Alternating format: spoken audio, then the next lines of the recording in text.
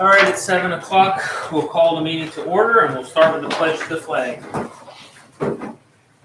Pledge allegiance to the flag of the United States of America and to the republic for which it stands, one nation, under God, indivisible, with liberty and justice for all.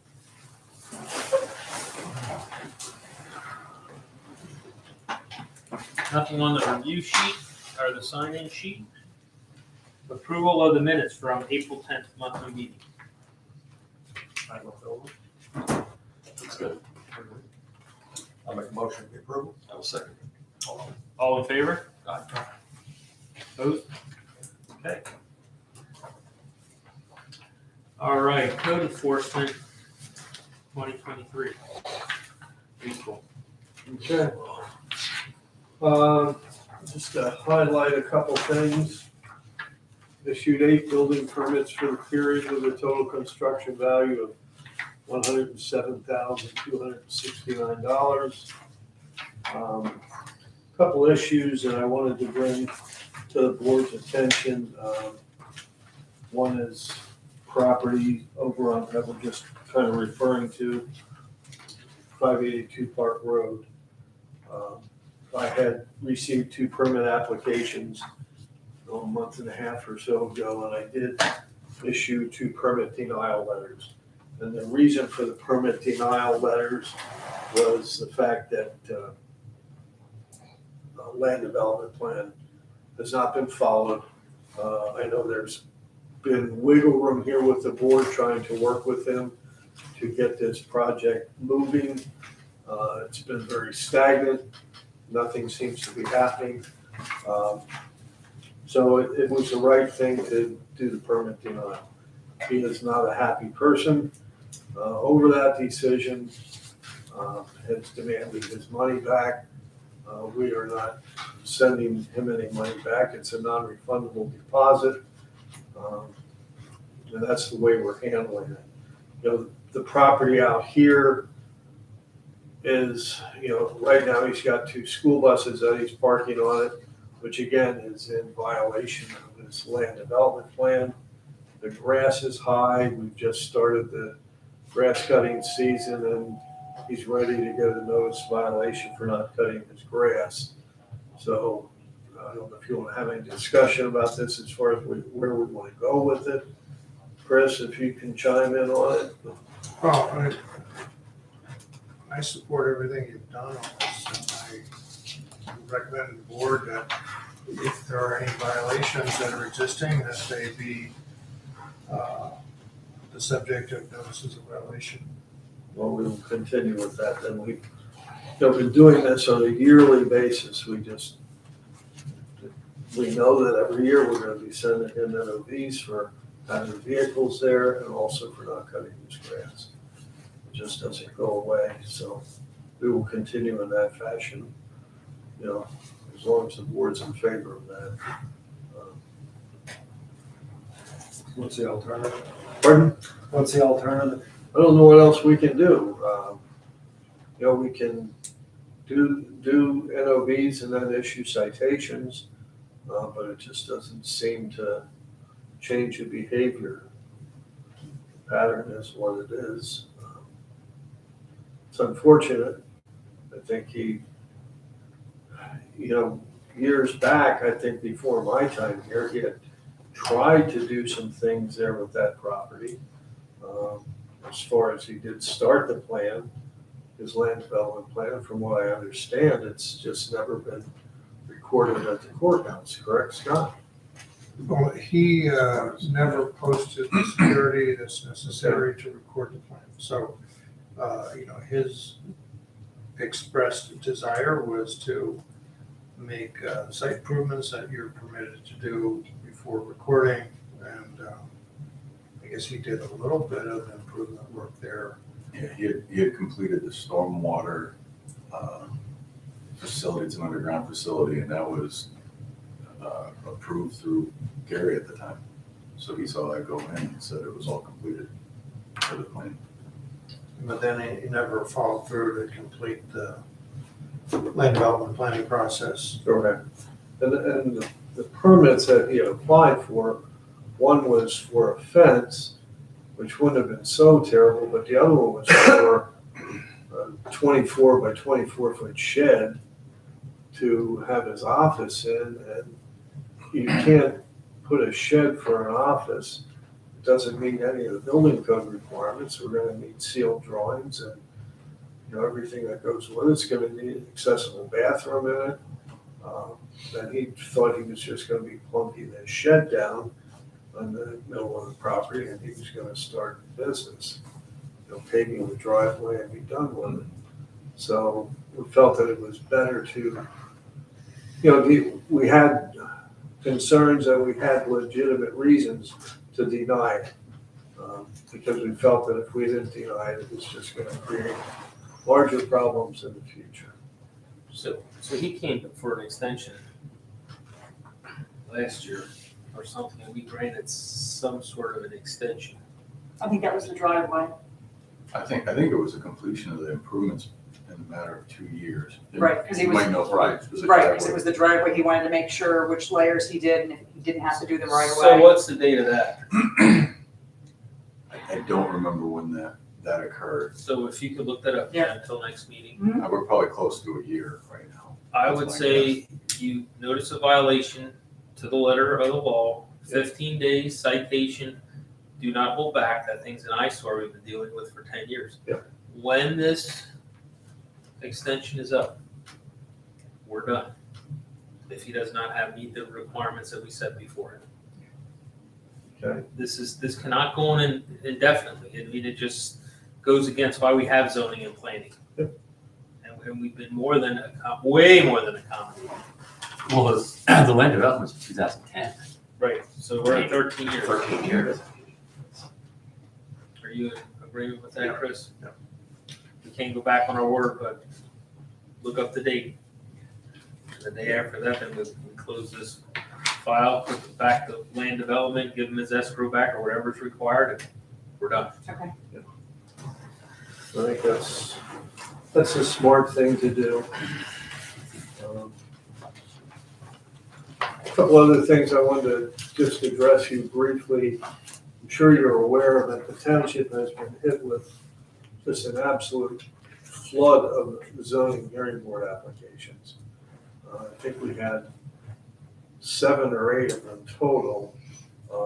There were 2 that were held this past month. They were both for dimensional variances. I talked to Alex briefly Thursday evening at another hearing, and he will be scheduling 2, I believe, for the end of May and 1 for the middle of June. So there's just a lot of hearings coming up lately. But if there's hearings, do we have that in our agenda? Do we know that stuff's coming up? Is that You're going to get, that was the other thing I wanted to address. Kind of since Gary retired, when he stopped doing things last year, I was out, and that ball has kind of been dropped. Glenn will be issuing letters to the board as you have had in the past. We will get something to you prior to the next meeting, but it may miss the 2 meetings, or the 2 hearings coming up at the end of this month. And I'm not sure if one of those would be the solar panels for the Fleetwood Authority. So that's listed under the engineer's report. And the reason, speaking with Glenn and Jeff on that, there was a preliminary plan submitted, and they did not have the discussion with the planning commission, but there was a letter written, and the zoning issues were identified in that letter. We can briefly discuss that so we can address what that variance is they're seeking. Because I think on all zoning hearings, we should have You should. have input You should. Yep. and at least know what's going on. Yeah, so that one was gonna be, we can briefly go over what the plan is, what the variance involves, and have that discussion to see if there is a position you want to take for that specific. Are both of these hearings come out dimensional variances? I think one's dimensional. I'm not sure if the other one, Alex hasn't gotten me a schedule yet. He's your new solicitor for the ZHB. He told me he would be calling me this week with a schedule, what hearings are scheduled at the end of the month. So as soon as I know that, I'll let you know, or Jen will know as well. You don't know which ones are scheduled for the end. The only one I know is, Corn Shed is scheduled for, end of this month. I thought that was gonna be the middle of June. We need to be looped in on this before this goes any farther. Okay. We need to know what's going on before they have zoning hearing board. I think that's how it's set up, like, they're their own board, but we at least need to be able to comment on it. Yeah, I agree. agreed, and that was kind of, I think, with the shift of the new solicitor, and with these coming in as quick as they were coming in, what that procedure was gonna be, we weren't exactly sure, and we're trying to jump on those and get that, like I said. Well, the solicitor can give us an email, he can loop us in, somebody can loop us in. Yeah. They shouldn't have no hearings without our knowledge of it. They could even just send a PDF with a copy of the application. Yeah, something. So you will get a zoning determination letter. Like, if there is something that you want to take opposition to, you can at least call it a special meeting quickly Yes. to address it before the end of the month, That would be before great. these hearings will be held, so you'll have something in place for that. I just wanted to fill you in on that. Just working through some of these properties to get property maintenance things addressed before we get into too much of the high grass and weed season as the weather gets nicer and it makes the stuff go crazy again, so that's about all I have. Unless you have any specific questions. Did we get done with 3:30, Mike? He has been contacting me, and it's always the same story. And the last time I talked to him, which was it was after the last meeting, I told him I gotta get on the property. He said, if you don't get this done in 30 days, now I'm gonna just issue citations. So that's where I'm at. So he talks a very good stuff. There's another thing that's stretched out way too long. Yep. Agreed. Done. So, And we'll discuss the solar farm later. I mean, we could jump into that if you wanted to now. Well, it's under engineers. Are you gonna be here? We'll just wait till then. Any other questions? Nope, that's what I'm gonna add. SEO report for LTL.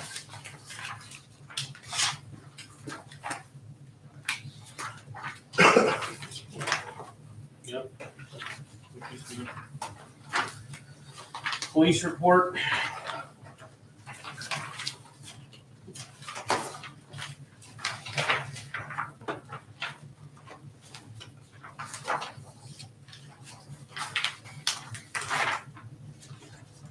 Yes, it'd be so much we work. You guys have any questions?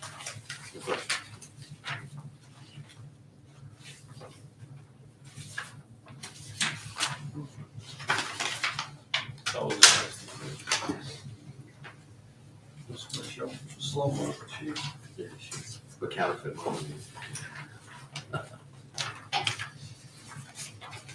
One kid like school doesn't beat me up. You see that? yeah.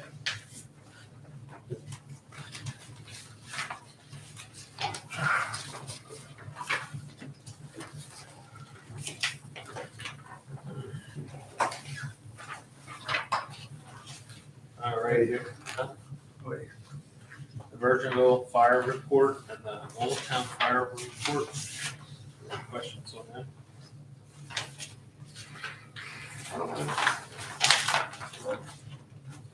Anything for us, Jeff? The only other thing is, come the end of this month, mid next month, we should be seeing our engine, our new engine showing up. It's in the latter stages of being built. So that's on its way. Other than that, everything's good. Had a good fundraiser on Saturday. That went very well. A good showing. Good to hear. Review of the township audit. All right, do you have any questions? We're going right now. Go ahead. Stop me. I'll stop you. Audit Went well, Scott sat with the auditor, Yeah, it went well. no problems, no questions. Jen does a good job with keeping our books straight and clean. The only thing Roxanne had mentioned is that money that we transferred over every year in August, the 24. From the sewer, Yes. She did say, even though the funds are sitting there in the sewer account, you owe that money back, and because the money is there, we should just put the money over there. She said, we can't spend anything, we need to pay that off. So she said she thought it was kind of, we've been doing this for 7 years, why is it something different now? I think she's made the recommendation other years. yeah, we just kind of didn't do it, we just went ahead and did it what we wanted. So Okay. that was the only recommendation she had. What's the balance? To be honest with you, I don't know. I'd have to look. We'll find out. I guess it doesn't matter if it's in the sewer fund or if it's in the General fund. general fund, if that makes her happy. If the sewer fund runs into problems, we'll address that then. Right. That's in good shape. Okay. Just find out what the balance is. Sure. Sound good? That's what Chris said. Well, what is the recommendation? To pay it all off. See, we had loaned the sewer fund Okay, money. this is, the general fund is owed money by the Correct. sewer fund, Right, and we were paying 25,000, we go to 24,000 something till it's paid so there's off. still a balance remaining. Yes. If you have funds and balances still unpaid, Just transfer it over. We'll find out and then we'll make that motion next month. Okay. I mean, if you run into trouble in the future, you can always Loan it loan back. money again from the general fund to the That's- sewer account. Right. Okay. The total real estate assessed value in the township is 219 million. That's interesting. Which was expected. Yeah, they're probably undervalued. All right, Albright College municipal sponsorship, do you know what that is, Janet? Yeah, we usually donate $100 in the Friends for the municipal sponsorship every year. I'm okay with that, you guys? Yeah.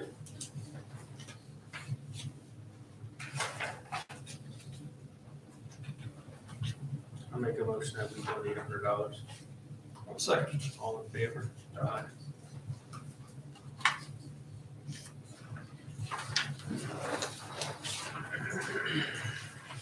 Kilmer Group, insurance agency.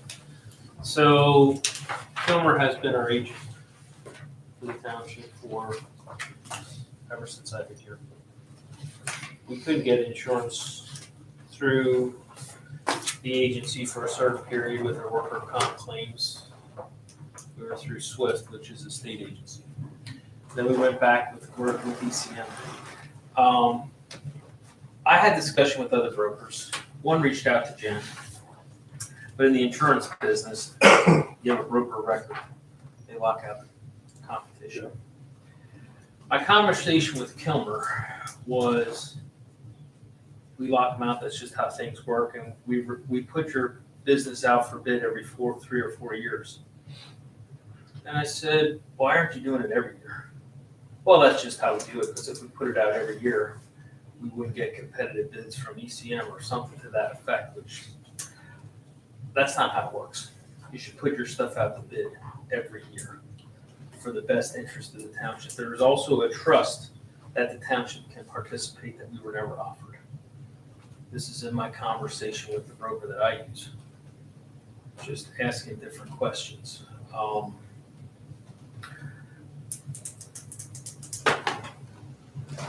I think we should get this guy off the broker record, try a different broker. I think our stuff should be put out to market every single year to get the best price. I've been in. Well, it's one of those things you don't know if you got the best price. Correct. Shopping around. Well, he only does it every 3 to 4 years, but you do it every year, in my opinion. I've been working with a guy up at Seltzer. They have the same access to the same markets, but he recommends, he said, I don't know why your township isn't in the trust where you get some more of your money back. We were never offered that. And I just think we need to try something different, would be my suggestion. Get Kilmer off of his broker record. put seltzer on and shop it out to the same markets, but shop it every single year, make sure we're actually shopping it and getting, I don't feel comfortable that our stuff was shopped, especially when he said, well, he didn't shop it for 3 or 4 years. That doesn't make no sense. That's what the broker does. They should shop your stuff every single year. If they're working in their best interest. If they're working in their best interest, it takes a little time and effort. We're not a big policy, I get that. But after the conversation, that's my suggestion. Explain to me why they lock you out. The insurance agent, so now you don't have 5 different agents going to the same insurance company. Sam Mutual of Omaha. We have a record, so we can't get 5 different quotes for 5 different people going to the Mutual of Omaha. You're the broker of record. You have access to I most get it. Mutual of Omaha. They lock everybody else out. That's how it works. That's the system. But my gut feeling, I don't know that we're getting the best bang for our buck. And I think we should switch to someone close. Where's Kilmarnock? Up through 2 hours, About that, yeah. 2 hours away. Mm-hmm. That would be my suggestion. Why Lucy? Why lose it? Why Lucy? That's the one missing. Well, the beef plant's the Why Lucy. Yeah. It's 2 things, Yeah. Why Lucy. But they have the same access to the same markets. They have the same access to ECDM. That's who we have now.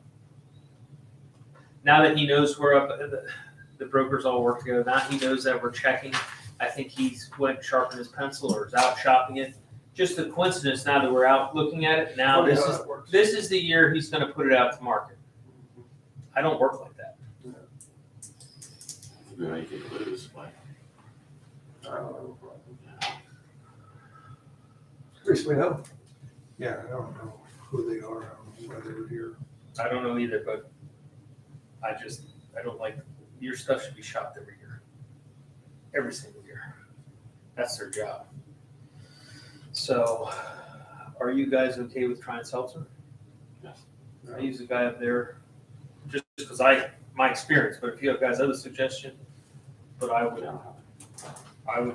feel comfortable. He has done well for me. I think board should consider a motion then to notify Kilmer that you're not interested in continuing the relationship and maybe if you want to use seltzer, then have a part of the same motion or a separate motion to try them out. You guys good with that? Well, I'll make a motion to end Kilmer as our broker of record. I'll second. All in favor? Aye. And I make a motion to at least reach out to Seltzer, see if they're interested. I know they're interested in quoting and being our broker and see how they can do. I make that motion. I'll second. All in favor? Aye. Okay. Engineers report. The first 2 are groups that are here tonight. They want to discuss the plans that they have on property additions, changes, and they submitted a request for a waiver of the land development process. The first one's Shady Mountain Bakery. I don't know if you have the plans there to take a look at what's on those. Yes. Yeah, and I have. I'll get to 11 by 7. Makes it much easier. One of those. Oh, Okay, that's for I already looked at it. I kind of brought that with me here just as a reference, but I've seen it, so. Need another set of. I think they have the full. We had the drawings. full set, we're just gonna do the condensed version. Yeah, these are the big ones, you guys. Email you, like the site, That was that one. like Yeah, that. there you go, that's even better. Oh, yeah. That's a bigger Yeah. one. So this is the existing store right here, and we want to do an addition out this way. And my existing driveway has to curve out around a little bit, that's the red there. Where does that driveway go to? What does that serve? This is where our personal house, this is where we live up here. Okay. And that's all one property, correct? Yeah, That's so, property. So I was hoping we don't have to go through land development. I mean, there's all the upstream water, this is an existing pipe already, so we're not changing any flow of water. Like all the upstream water already is hitting this pipe and coming out on the property line. Do we have a setback requirement for driveway off the property line? I think it's- 5 or 10 feet. Yeah, I think 5 might be the number, All right, and there's more than 10 there. And the relocated driveway will be macadam. This year, yeah. So, So as far as grading, really nothing is changing, the driveway gets pushed over a little bit. But the upstream water is hitting this existing 12-inch pipe. It's getting diverted around already, so we're not changing any flow of water. The existing stormwater basin was oversized, but Brad from OTM is checking into that. It's not oversized enough, so we probably have to do stormwater for the new building. and if you have to do it theoretically, It will it's just be gonna go under the under driveway there where that blue, somewhere in that general area. What's our off-street parking based on? Is it building square footage and employee count? All right. Yeah, Which So that did you was- And that was part of in the letter, did he send you a letter? he did, he had said that is it 2,900 for the size of the building? Yeah, well, 2,920. that's not even, the actual building isn't even quite that. I don't know why you put that on, other than it shows concrete. Basically, that might be impervious. Yeah, okay. I have a concrete patio, so it's not 2,900, not quite an actual building. If you take this plan there, Yeah, I think, to your point, the letter that Brad from OTM submitted, the way he described it, and clarify if it I needs did see to. a mistake.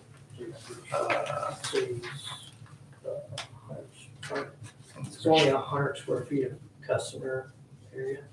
I think you need to add on it's 1,000 square feet. And that's, part of the letter I had in there was to, the building's 2,900 roughly square feet.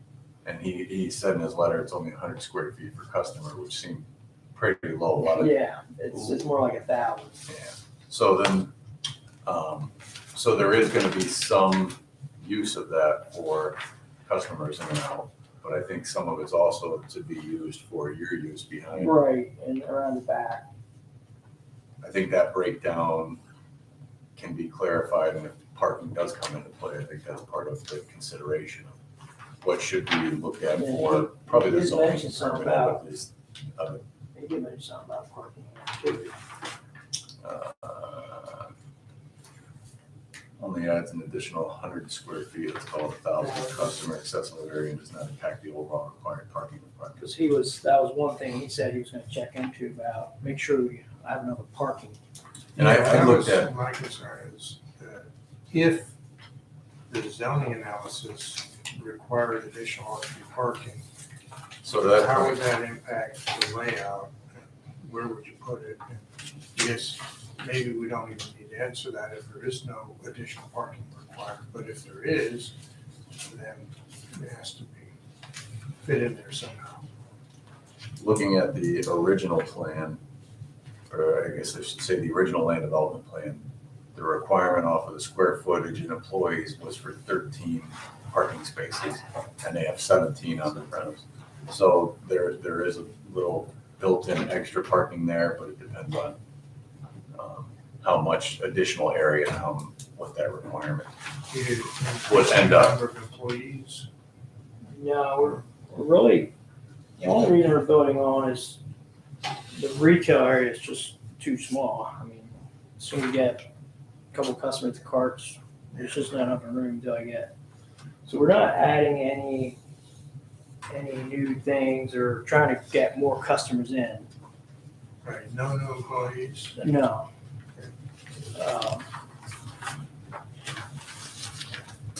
It's pretty much gonna keep on going like we're doing, it's just that. Till we got the cash register counter and just display tables in the store, it's just It too is tight. tight. There's a lot of stuff in there. So with the layout that they're showing, Right. I think it's gonna be more or less stormwater would qualify on here, not by a huge threshold, but it would be right there where you'd have to evaluate it. They could possibly, depending on how that stormwater was sized, fit under almost a small stormwater project, but this is more looking at the use than anything. The expansion, I think the existing building, you're probably increasing it roughly footprint, even if he's a little over, maybe adding 40% more onto it, so. I think the impacts with the driveway, the stormwater can be addressed any way we look at this. The other comments I kind of threw on the letter were, one, to discuss the use a little bit more here tonight, which I think we did. They're gonna be right there on an ENS plan. They would need to do that regardless. Any kind of zoning and accessibility permits, they would have to, that should be part of whatever process they need to do. The SEO should probably look at this regardless as well, simply because if it's getting bigger, there may be a discussion to be had on that. And we talked about the driveway. There's not a lot of grade change anywhere, like my existing driveway here is on grade already, it's not like we're doing a lot of earthwork. On a bigger picture of looking at this property is almost long and slender at the beginning, and then it opens up in the back, so coverage and those kind of things, I don't think there's gonna be any kind of a issue when it comes down to it. It's a really large lot. There's a large amount of woods at the back of this property. So what should our concerns be?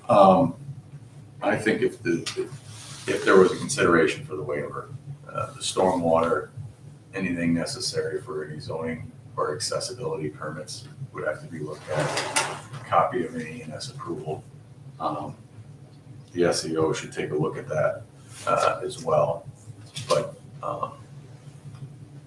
it's And the parking, I guess. in the parking kind of is captured under the zoning permit. But really on the size of the project for what we're looking at here.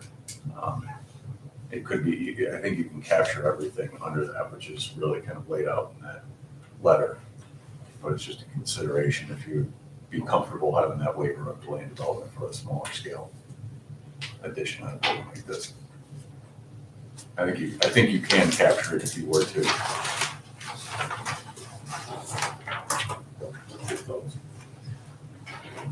I think I'm okay with it. You know, adding a few requirements that are there, I don't see a reason why we shouldn't. That's not a huge change. No, I think it, As as long as we really capture what that new usable area is and apply that for the parking and make sure everything's there, and we can cover that under zoning, a zoning review for a permit, I think. You know, just looking at the requirements here for, I think for a retail situation like this, it's one space for every 200 feet of gross floor area and one for each employee. So if you're not really adding a lot of, if it's gonna be storage, then I don't think it's gonna be an issue with the parking.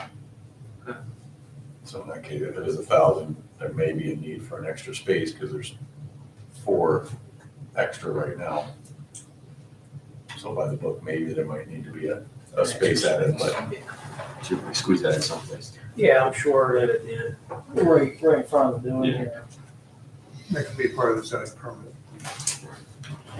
So Scott had 6 bullet points in his letter, 2 of them we can cross off, the clarification of the use and story about the driveway. yeah, But the other 4 would be things that I would recommend the board if you have as conditions of your consideration of the waiver. That would be the stormwater management, proof of ENS plan approval, zoning and accessibility permits, and SEO review.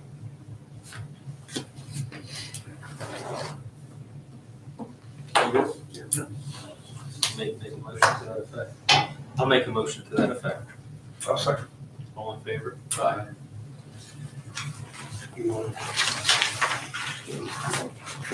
I think we have a copy. Yeah. I think we have it several times. Thank you.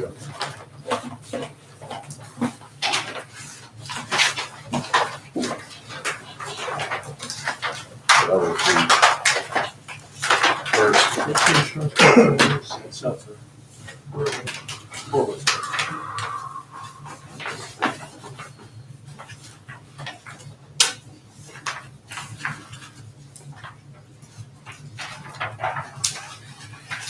That was the first of the two on there. There's another similar request, but different property, more familiar, the Glad Tidings Church that just went through and really closed out the first phase. They're looking at, Eric? Yep. Yeah, and they're here tonight too. They have parking, as we talked about the drive that they put in temporarily to be able to access that field. They're proposing just to regrade the area where it kind of gets steep in the back of the existing parking lot and create another parking. I don't know if you've seen that one. Is that one of the big? Yeah, I got another half-size cheat sheet here if it helps, but Yeah, that'd be better. So it's all this, right? yep. Really, they're kind of regrading the area at the back of the existing to put in that parking lot. Is it impervious? It will be, yes. And as you can see, you can point to in this spot, the side of the pond where it shows grading, they're basically expanding out the side of the pond to accommodate. Right where it's dark. Yep. And they've actually submitted the stormwater reports for that already. And we've taken a glance at them and they're really hitting what they need to on the design. We didn't get into a full design yet, but that's part of what they're doing. They have to, because of the number of parking, add in some ADA spaces, and they're down on the right in the front of the building. You just expand it on, yep. Christmas to see. There are some light fixtures out there to kind of address lighting it up when they need to. But again, put a letter together that's really very similar to the first one. They had a request letter in for a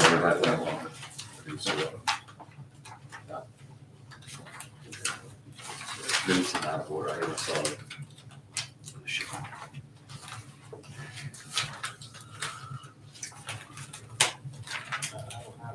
Oh, you know what, here, it's attached. That's what I can see. Oh, That's why. Right there. so again, their improvements are expanding the parking lot, which is 41 spaces, lighting fixtures, 2 ADA spaces, the stormwater basin will be expanded, related, and a little bit of sidewalk here to connect to the existing. They're not renovating the building. So really a lot of the changes that may come from what you would see on a building and demanding the parking, they're in need of the parking. Only. So that's what they're looking for on this. They had the review or the request by May 1st. And some of the same bullet points here, if the board was to consider this, review of the stormwater. There was in 2018 a zoning hearing board decision that approved 45% for the lot coverage. You guys would remember this more than I would, but I think they started at 50 and 45 seemed to be reasonable. The request is to just verify that everything's still under there. On the plan I saw, they had a building going in the back as well, so I think they are, I'm sure that was part of the plan going into the parking lot here as well. You mean another building? Yeah, That's, we don't even talk about that anymore. I mean, it may be, but that's not on. But this project would be less than 45% of the. Oh, yes. So it goes way out the back. Yeah, I talked to Bill Fredericks from RGS and he said we'd be at 22%. there you go. That's the. Yeah, I figured you had a lot of room out back. Yeah, it's, I think, another 7.45 acres in the back. I kind of addressed that bullet point, but it's on there. And another one is the ENS to make sure that they in compliance with that, and again, any required zoning and accessibility permits. But really, I think that would about cover it. Again, the building's not changing, so there's not really any sewer or water. This one seems pretty simple. Yeah, those- They address the Yeah, water. this is a little more straightforward, but being a commercial property and expansion that big, that's why it was. No, I get it. To discuss it first. So. It should be. But I don't have an issue with it. So every motion approved. Yeah, I'll make a motion that we approve this pending the bullet points here that follow the zoning and stormwater management. Your bullet points here, your concerns. I'll second. All in favor?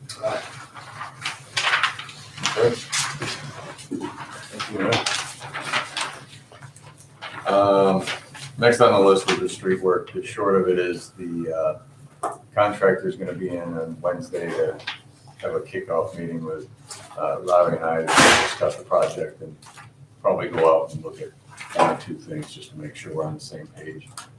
They are thinking right before Memorial Weekend.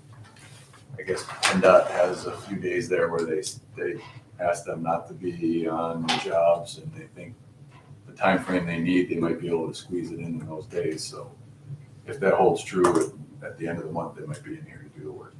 So we'll see if they're sticking to that. And Robbie, just to review, like cutting in the driveways and all that stuff that we had issues with in the past. That's all in the contract. So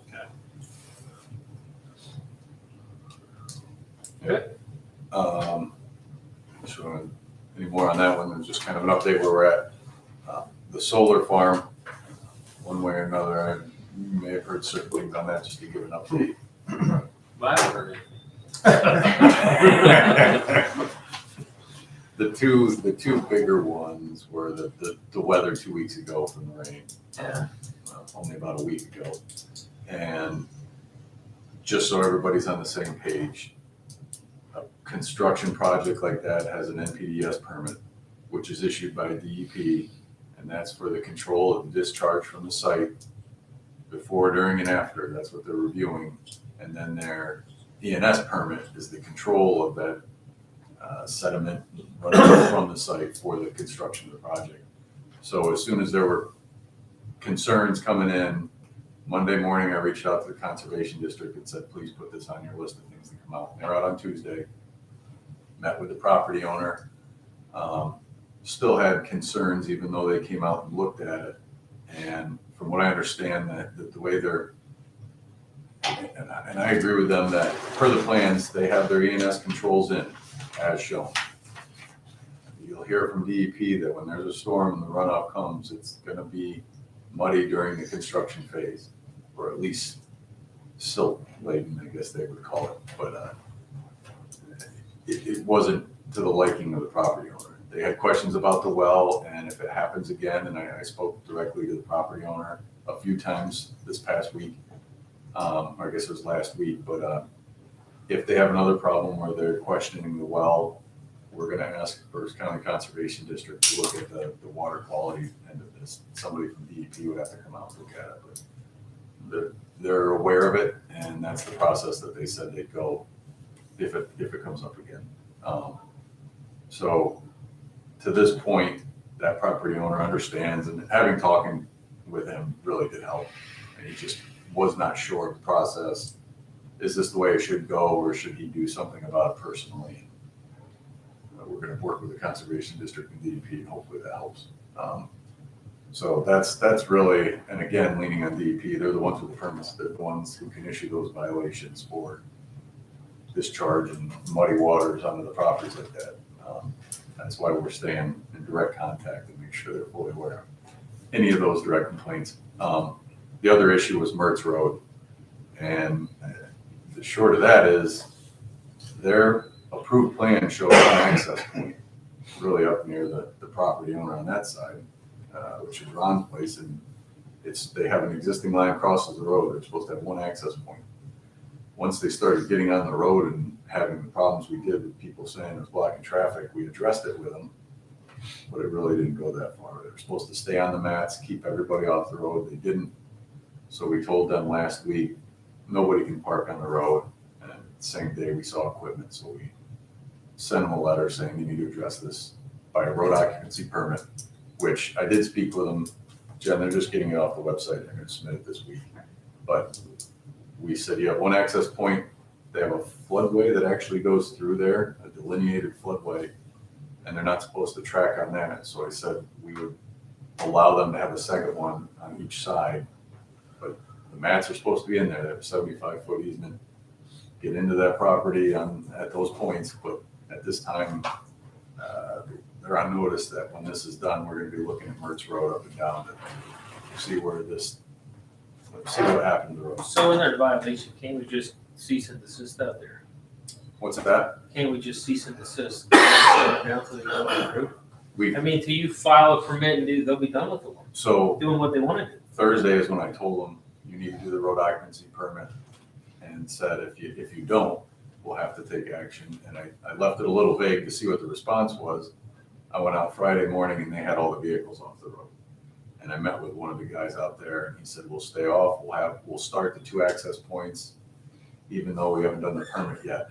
And so far they have been, from what I'm seeing, or the others that are stopping out there, so. Well, they're a little short on matting, if that's what they're gonna do. And I think that's part of the problem. They just didn't bring enough matting. I mean, to be honest with you, I don't think they really are just short. Yeah, they're just short. They don't necessarily have to use the matting, but I think it was an agreement with the property owner there. But We'll try to minimize impacts by using that, so. that's almost a given in today's world. Yeah. Just use matting on everything, Yeah, especially when you're going on, especially those projects, that's what they're using. because that avoids the compaction. Yeah. But, they don't seem to go out of their way to, Follow the rules. well, to accommodate the neighbors. I mean, they act like there are no neighbors, and it's irritating. It's very irritating. Because there's stuff, they just don't take the consideration of the neighbors into account when they do stuff. I understand they're pumping water across Fleetwood Lions Highway now. They're trying to drain it. And then they're flooding it, they're pumping water downstream there. That was Saturday night. What's that? That was Saturday night. Yeah, they did it over the weekend. Is there someplace else they can go with the water? You know what I mean? And Part of what the if conservation, they do, give the people in the neighborhood a heads up. They're going to dump some water over here. Just don't put it to it. It's just one thing after another up there.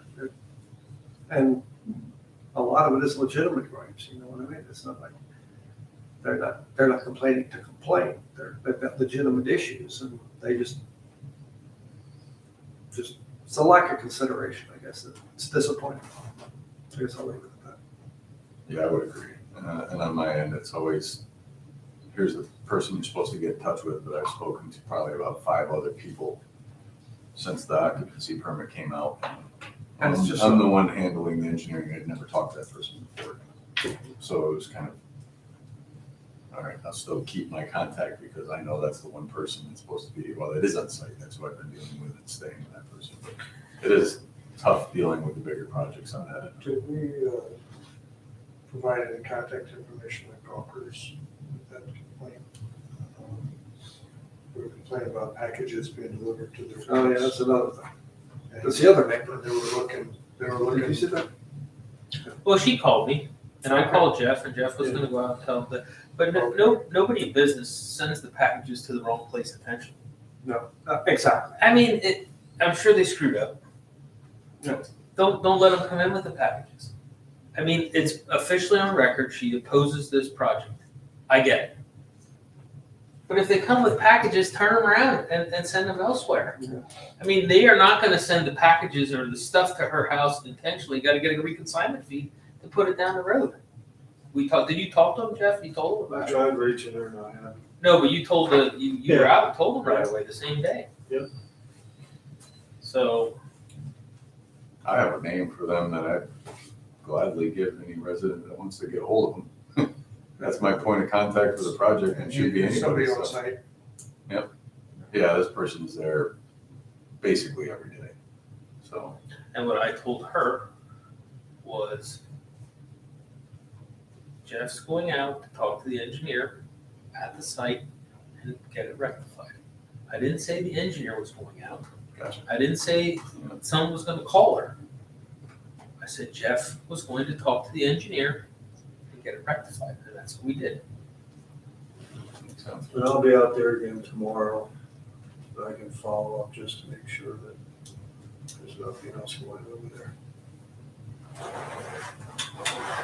So- I have to say that the people that we've been dealing with, I think, for the most part, have good intentions. I think some of the subcontractors that have come in are trying to get their work done in a hurry and get out of Dodge.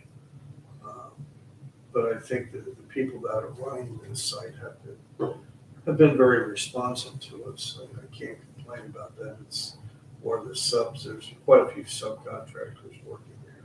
Yeah, DEPCOM is the overall general contractor, but all the people parking on Mertz Road, that's the electrical crew that they have as a sub-consultant. Have utilities in there, there's a lot of different players in that whole Yeah. thing.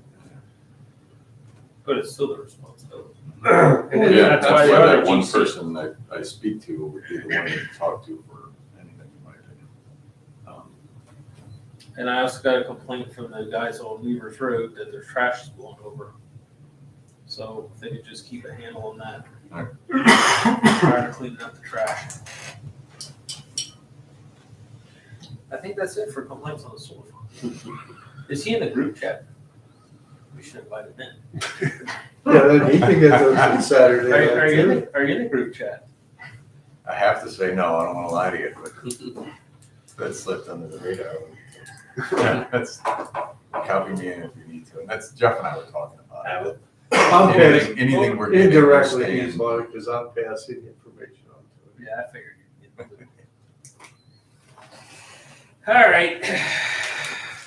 All right, then the last one is the one we spoke about already, the Fleetwood Borough Authority. Is that I apologize, Jen, I don't know, That might be yours. I don't, I've been playing with it. I can. I don't know if we have like letters of plans to go along with Fleetwood. Is it by hand or- I have them in the office. I do have them here.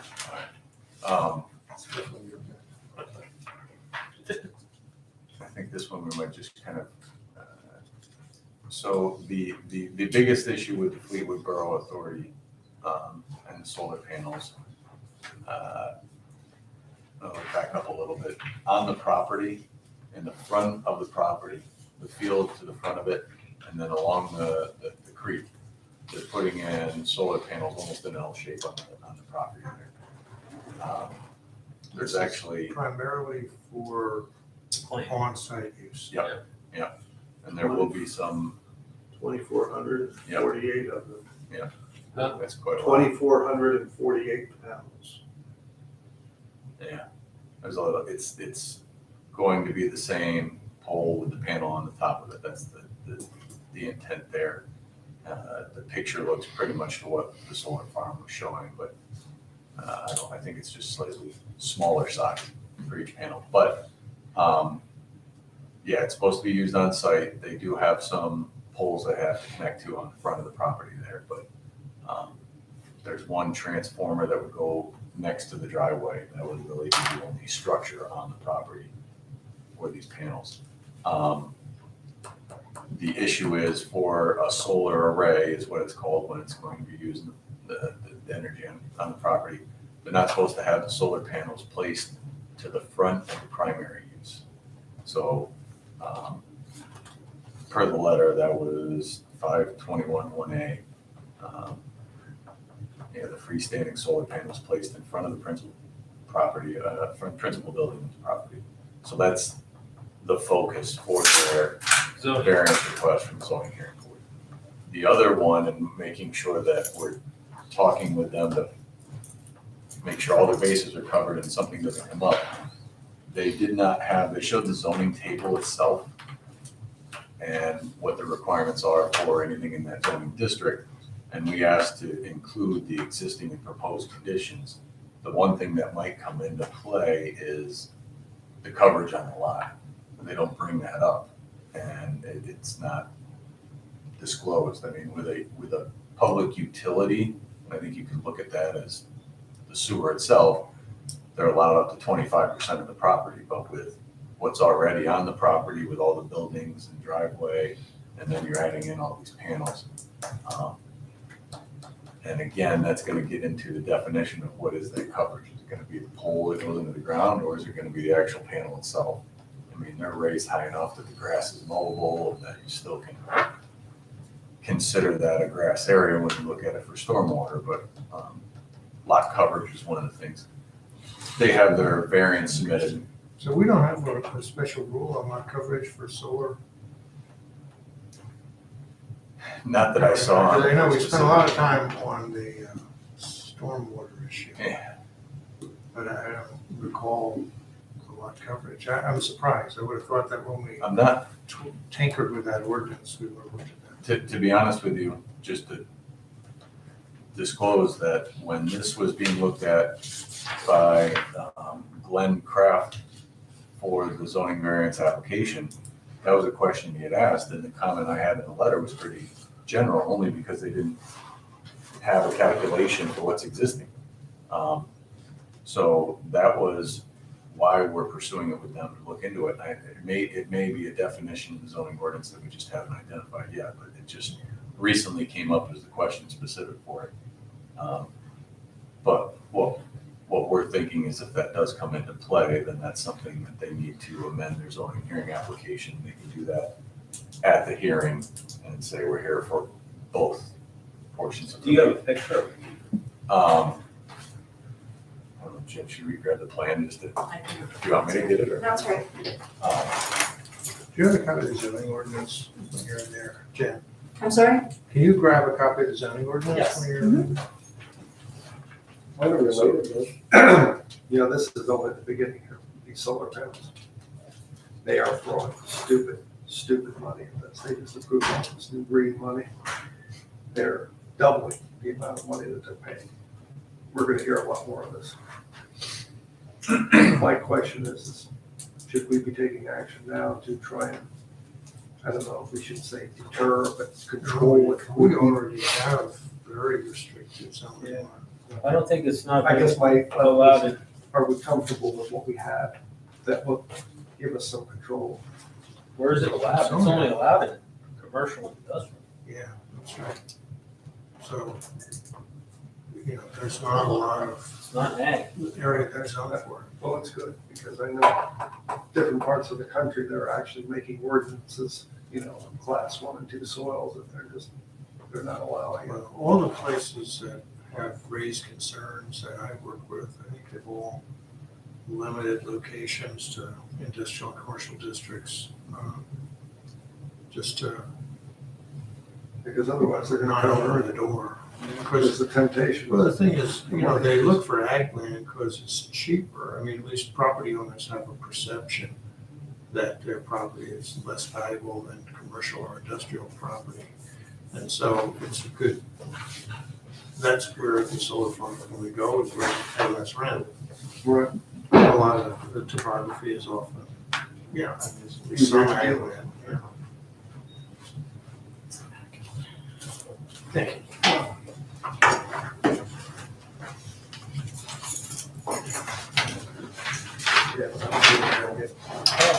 I got letters, if I got one letter, I got a dozen letters to put solar panels in. And I know it's not a lot, so I'm like, why don't you guys do your research? The use of solar energy systems, the use of solar energy systems is encouraged within these regulations and permitted within any zoning district, provided that the energy generated by the system is primarily for use on the property on which it is generated. Yeah, that part, That's Solar array. That's not the that's array, this, yeah, not the farm. not the farm. The solar Yeah. farms aren't permitted, only No. commercial and industrial.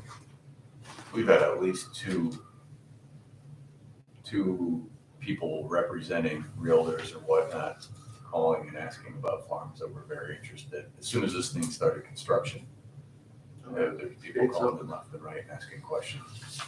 But it is, I think once everybody realized that it's pretty restricted, but the properties are just not there. One of the other things, and it's not a zoning issue, is there's a lot of these panels, if not more than half, in the floodway. So the poles, I think, are no issue with whatever the elevation that comes into play when you're in the floodway. But the electric itself, instead of a direct bury, they may have to look at keeping some of the wires out of there, because the electric's pretty straightforward on keeping that out of the floodway, as well as the panels themselves. So that's probably another contentious part there that they have to figure out. But if they're moving forward, I think they found out that they'll be high enough and it's not an issue. Who's that? The solar farm? Well, no, this is the authority property, and you can see. Oh. A lot of panels. There's a lot of panels. Yeah.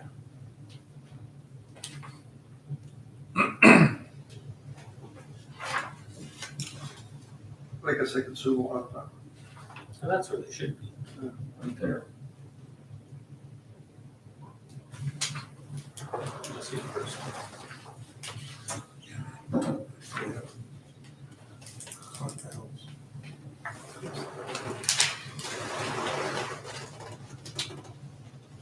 I know what they're gonna do if they need another.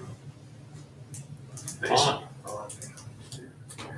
Yeah, what? Yeah, you're right. They could put the valves inside the pond.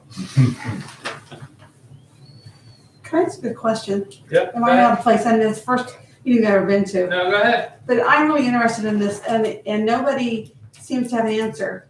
How long are these panels, are they supposed to last? 30 years? 25. Okay, what's gonna happen after 25 years? You're gonna have a mess. What are we gonna do? No one no one I ask, I even asked Senator Casey, nobody has an answer for me, nobody. Well, What's gonna happen to our country? they have a bond that they have money to decommission this farm and put it back to where it was after 25 years. Am I correct? Am I speaking out of turn? No, that's correct. Now, where are these solar farms, do we have a right to know where they're going? You Do I have a right to know where they're, you absolutely do. you could say Mertz Road, where's that? No, the only solar farm in our township is the one aside of Weaver's. Weaver's hardware. Oh, Weaver's Harbor. okay, I've heard about, okay, That's the only one. that's only And one. then we're talking about the sewer plant. Fleetwood wants to put panels up just to help run their sewer Oh, plant. okay, I understand. But currently, there's no others permitting. What's on Mertz Road? Mertz Road is just the wires. Mertz Road is they're putting the wires to tie in from the solar farm at Weaver's to tie into the electric line. Oh, okay. So they're putting poles in. Okay, and I'm sorry to speak out of turn. I just, No, there's a public meeting. I went to comment and because I'm only interested in this, nobody has an answer for me. Nobody, no government official has an answer for me. What are they gonna do? I don't know if there are, then the only way they're feasible is with government money. They don't pay for themselves on their own. I know, It's all subsidized, I know. so it's not. Okay, I'm sorry if I spoke out of turn. No, listen, that's how you learn. Mhm. Yep, you can ask anything. This is the only one that's being built in the township, no others are proposed. And the one we're talking about now is just some solar arrays at the Fleetwood sewer plant, just to help run the plant. Other than that, that's it. Okay, thank you so much. Yep, no problem. Outside of the zoning, there was really, the plan had one request for a waiver. And there were comments in the floodplain ordinance that they need to look into, but the primary concern and what to bring it up tonight was really what was raised, which is the variance for, off of the plan here. There's your primary use running on a crisscross road, so everything is technically in the front yard. There's not really the opportunity to squeeze them into the side yard or the rear yard for this, so that is the variance that they're pursuing. That was the application that was submitted.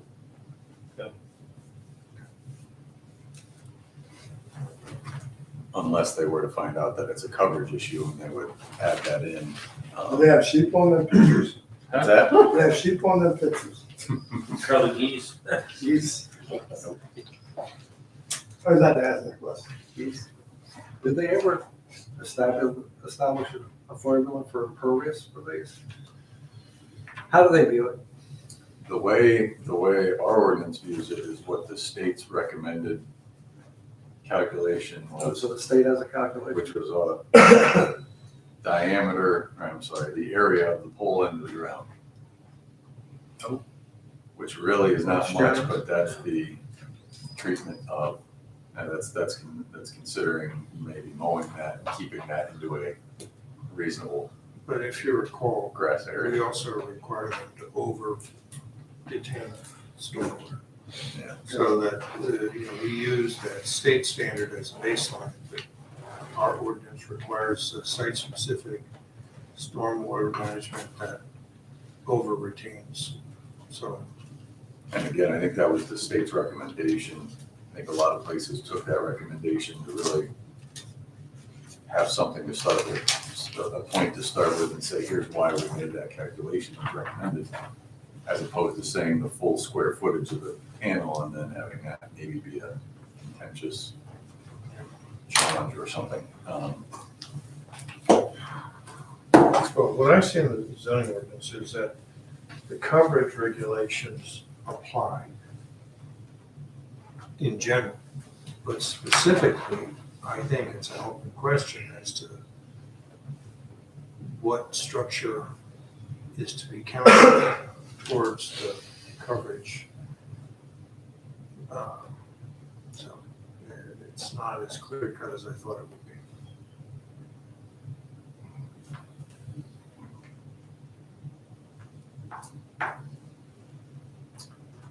That case, you have a lot of structures. It's ponds and, Yeah, that's pools. yeah, the driveway and then what you see there, and even that's minimal for the size of the property, but. So I think that's, yeah, we're raising that question to them to look into. I think there should be, I guess, an official zoning officer position on that one then. Yeah, I think we need to have a zoning officer position. Okay, we'll get that hopefully before they reach back out. We should talk about that. Who's gonna be preparing that? So, I think the thought was Gary was doing that prior to. Our thought was the engineering office was gonna do the land development reviews, zoning ordinance as applies to the land development plans. And then as the zoning hearing board issues come through, as well as any kind of zoning permits and that'll be handled with the zoning officer. And we're looking at basically the codes department. Glenn, Jeff, really putting those letters together when there's not a land development review. That's why in this situation, there was a separate letter. He didn't want to spend the time, put in the effort of almost redoing the letter, as if it's just kind of trying to drive up the numbers there. But in this case, I think for that specific issue, it should be looked into and have them give a position on it. So, I don't know when I don't know when the date on that is, if it has been or not for that, on the solar farm. Or this, I'm sorry. For this, no, For I the don't know authority. what the date is. So I guess, I think it's coming up the end of the month, which would be, do they meet on a Thursday night typically? Yeah. The fourth Thursday. For Thursday, yeah.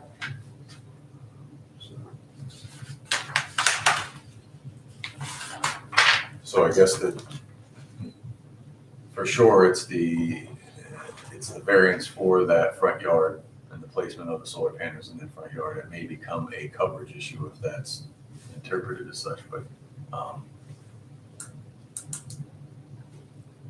if it were just a decision on what they're applying for, it's just the front yard for right now. If that gets amended, I think that would be brought to your attention right away. And I guess there would be a decision on whether that has to be a special meeting to take a position.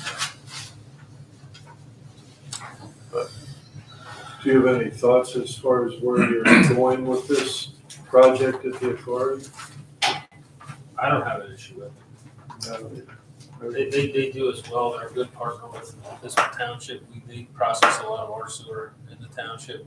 So if it's something they can cut down on costs, it makes sense and it's not totally out of the question. The front yard, backyard thing, I think is for a house. This is a business. I mean, I don't know that that's the spirit of the law, but I would not have an issue with it. That's up to the zoning hearing board. All right, All right. is that it? Suffers longer than usual there. Are you gonna try and reach out to Jody? That's any day, yeah. Just touch base. Yeah. I'm sure she's clear. Solicitor's report. Okay, we have our summary report, and I don't think there's anything I'm looking for action on tonight. We did get a notice for a sheriff's sale of our biggest outstanding account, 391 Park, and that was something that has been up and down for years now with foreclosure action, bankruptcy action, but it's back on for June 9th. So we have a lot of liens on the property. We're gonna update the liens before the sheriff's sale, make sure we get what we're entitled to from that process if it goes forward this time. There's another property going up for sheriff's sale, 895 Pleasant Road. That has a sheriff's sale listed for July. Same thing there, we'll just update our liens to make sure we have everything in the prothonotary when the property goes to sale, if that actually happens. So we did file a bunch of updated liens. Those are on the last page of our summary. I don't think there's anything else that I want to bring to your attention. Do you have any questions? No. Okay. The list is getting whittled down again. Sometimes it grows and then it shrinks again and it grows back. It's not too bad right now. Yeah, that's nice and very good. Sewer collections. This is the meeting at which the board must make a decision if you want to terminate the existing relationship with the sewer bill collector. We have to give 90 days notice before the end of August, and this is the last meeting at which we could make a timely decision to give them notice of termination. We've talked about other options, they're seeking other options, and I know Jen has put together a package of a couple of different options for your consideration. But it's time for the board to make a decision on this. I looked at some of this, Jen. I'm not sure that there's a clear, better option. Okay. What are your thoughts? Well, I know Jordan Tax Service is the full billing like Pam's is doing. They're pretty much same amount of money as they are. I did speak with Heidi over at Banyan Data, which is one of the flyers that you have on there, basically of in-house billing. I don't know if you guys are leaning towards that or leaning towards having it outsourced.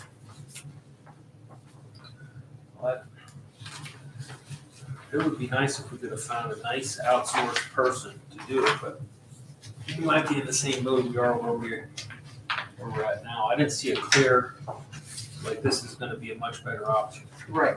And the only other thing, the diversified technology or the diversified billing. I know Diane used to use that over at Maiden Creek, Mumblesdorf, Leesport, and Byrne Township both use the diversified billing.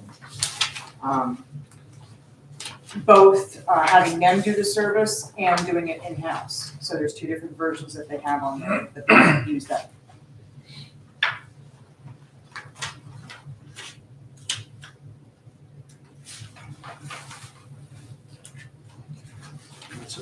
upfront costs on this. Looks like.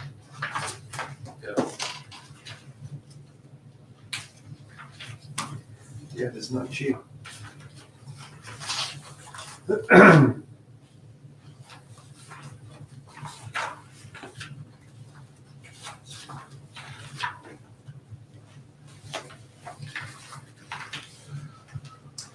That Jordan tax service, they actually use that Vadar systems, which you could use that in-house or have the Jordan tax service use that actual software, and they do all the billing collections and everything. They send out everything and then they send you the money for it, just like Vance is doing now.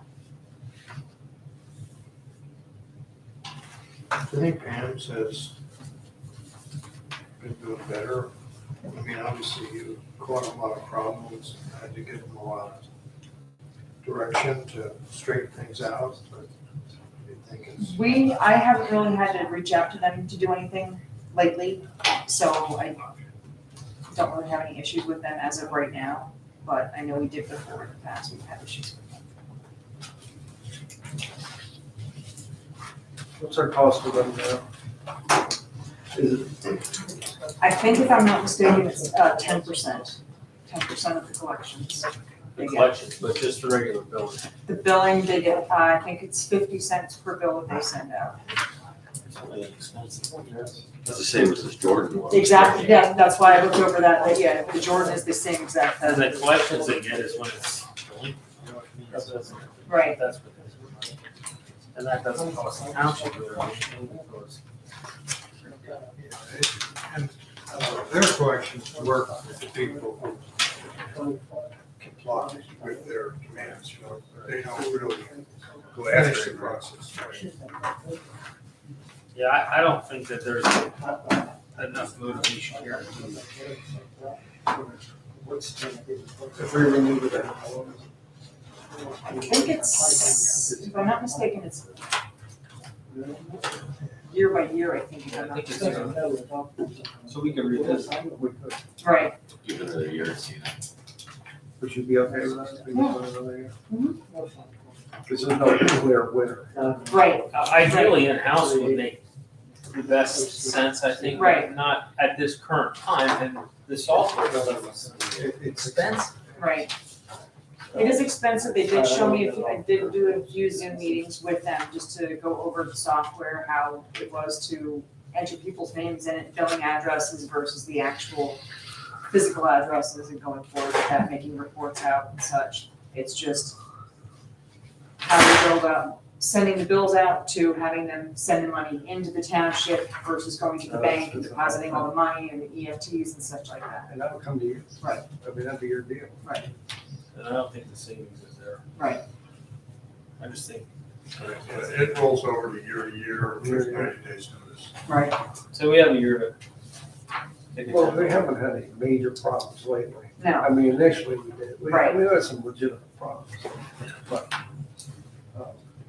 they're attractively priced. Well, I would say we stay with them. I'll tell you no. Correct. Thanks for the research. sure,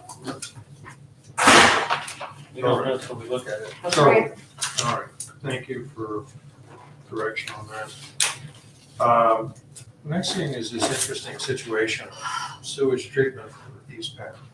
And the fact that, you know, I wasn't aware that they were on public sewer, but, you know, we got a request a couple of weeks ago from Lyons Borough to adopt new discharge standards that would apply to East Penn. And this is part of the NPDES permitting for Lyons, so they're kind of eager to see us do this so they can maintain their permit compliance at their end. But we have no record of an intermunicipal agreement with Right, Lyons this is Borough. the first time we've heard anything about this. Is that- But Jen, through her diligent research, came up with a package of documents that relate to this topic, and I found them very interesting. Did they help? Yeah, they did, but they were not between the township and Lyonsboro. They were between the township and East Penn, and date back to 94, I believe.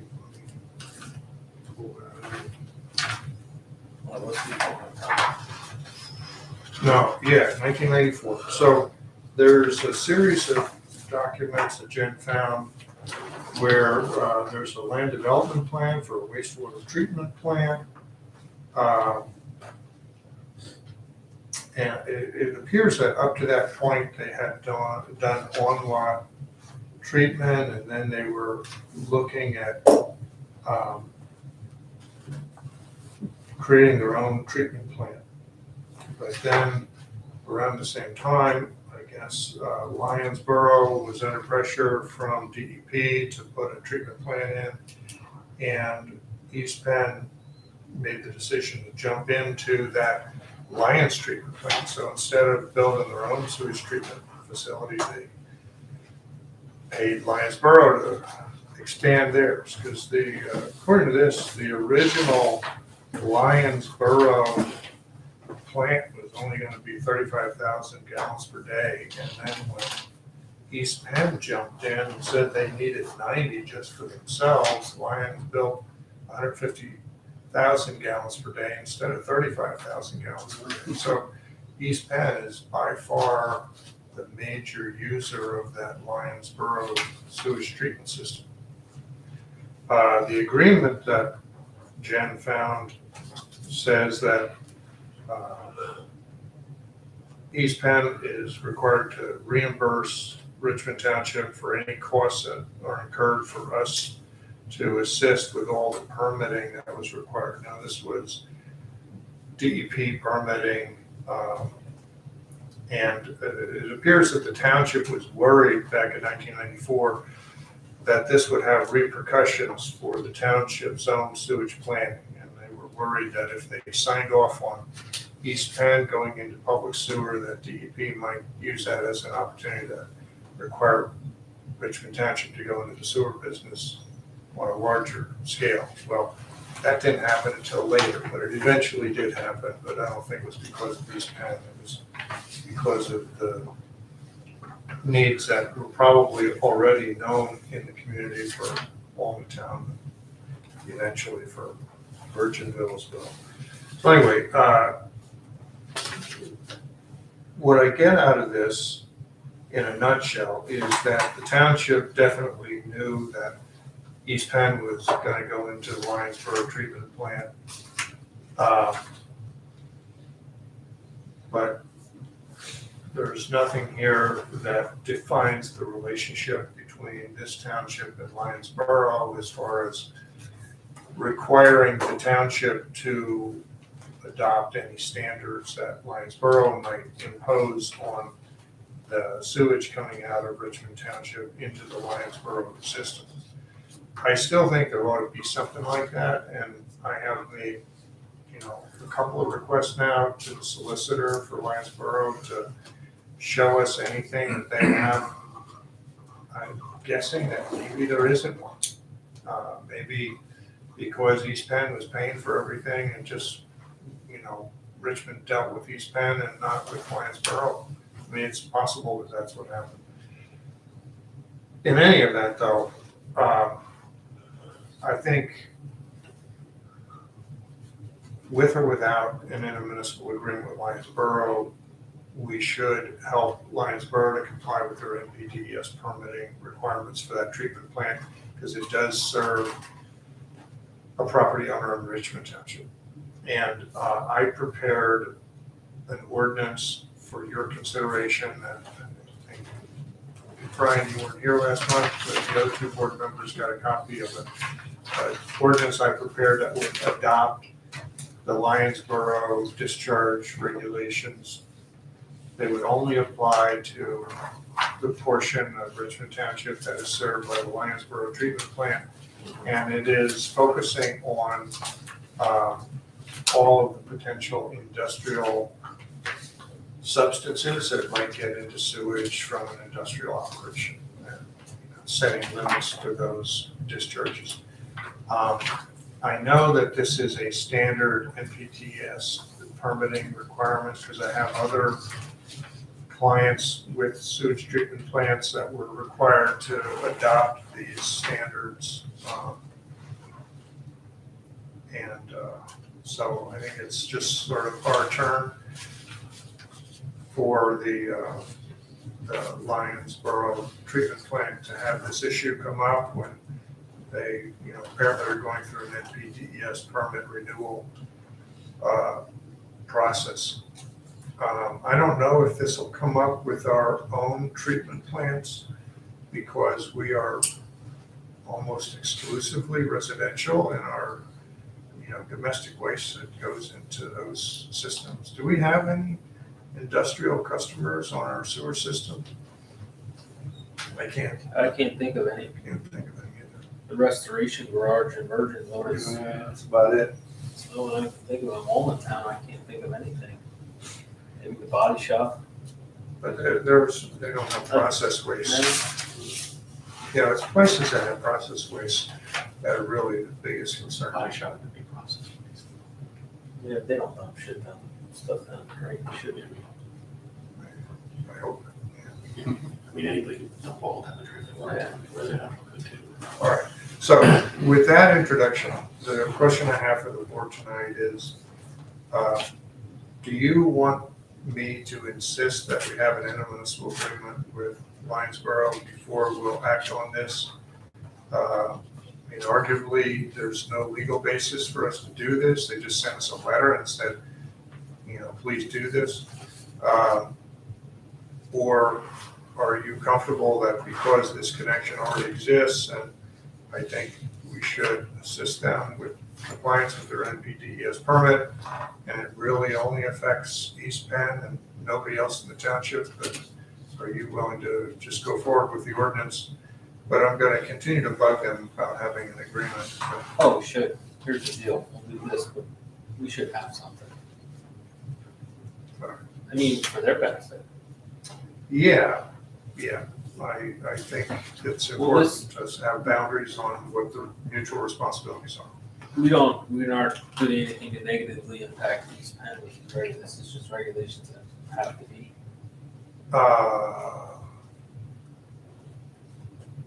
The treatment plant will likely not get its NPDES permit renewal unless this standard is adopted, because I think it'll be a legal reason why they would not get that permit renewal. But whether it would have a practical consequence to East Penn, the answer to that is, I don't know, but it might. But I'm not sure that they really have any choice. Right. I mean, where I have personal experience with stuff like this is when I was a solicitor in Muhlenberg Township, they were forcing the dairy operations down there, Clover Farms and DFA had to basically put pre-treatment sewage facilities in so they wouldn't send all the milk byproducts into the sewer system. And so it's not exactly the same thing, because the stuff that the dairies were sending was not hazardous, but it was messing up the treatment plant. Anyway, so bottom line is customers of sewer systems can be compelled by regulators to, spend money to pre-treat waste if they have bad stuff in their flows. So, do you want more information on that? No. Well, we can't control it anyway. I don't think we can. DEP's gonna, Should be put in that. DEP's gonna control it, I just wonder. Okay, make a motion that we adopt the resolution. Okay, it's not advertised. Oh, you gotta I'm looking for a advertise, I thought motion. you advertised the last one. No. We held We rolled this over till today. Yeah, well then, I make a motion to advertise it, and you bring it back next month. Or else All in favor? All right, I will do that, but I'll notify the Lyonsboro solicitor, but also tell them we're still looking for an intermunicipal agreement. All right, thank you. All right, one more topic.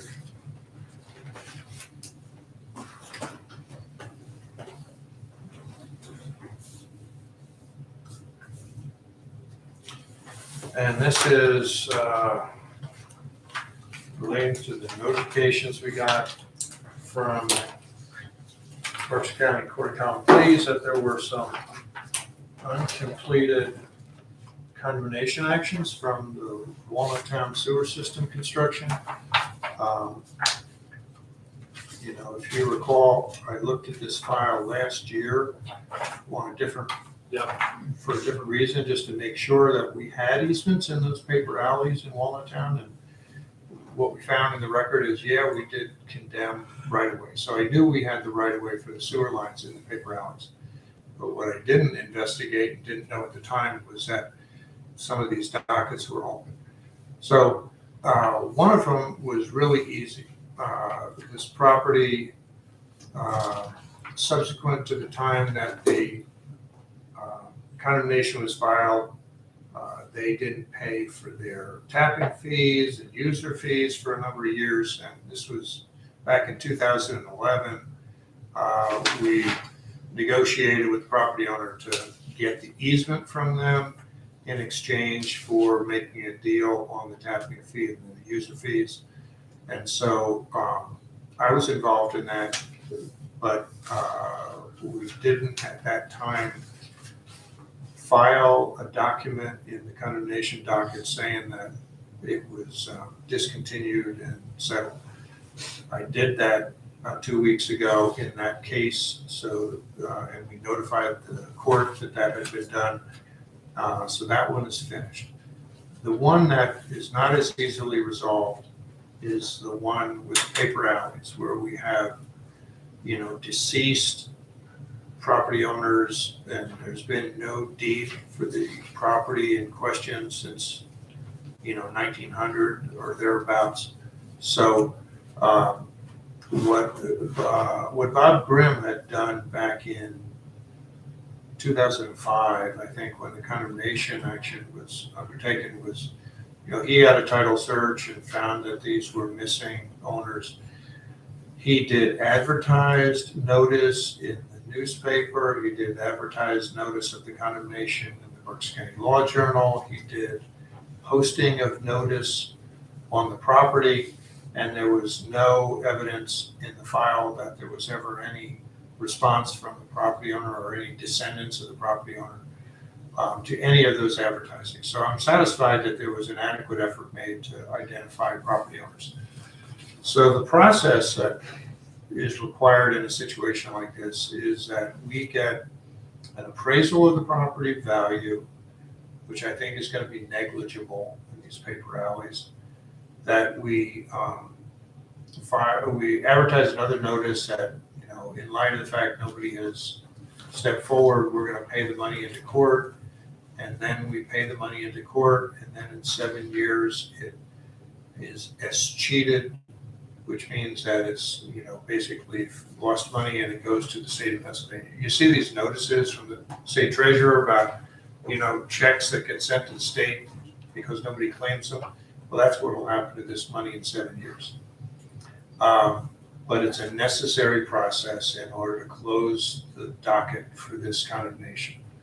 So I have contacted an appraiser in Wyomissing, Tom Belair, and he's somebody I used when we were doing condemnations in Virginville. He told me it's going to be $400 or $500 to do this appraisal.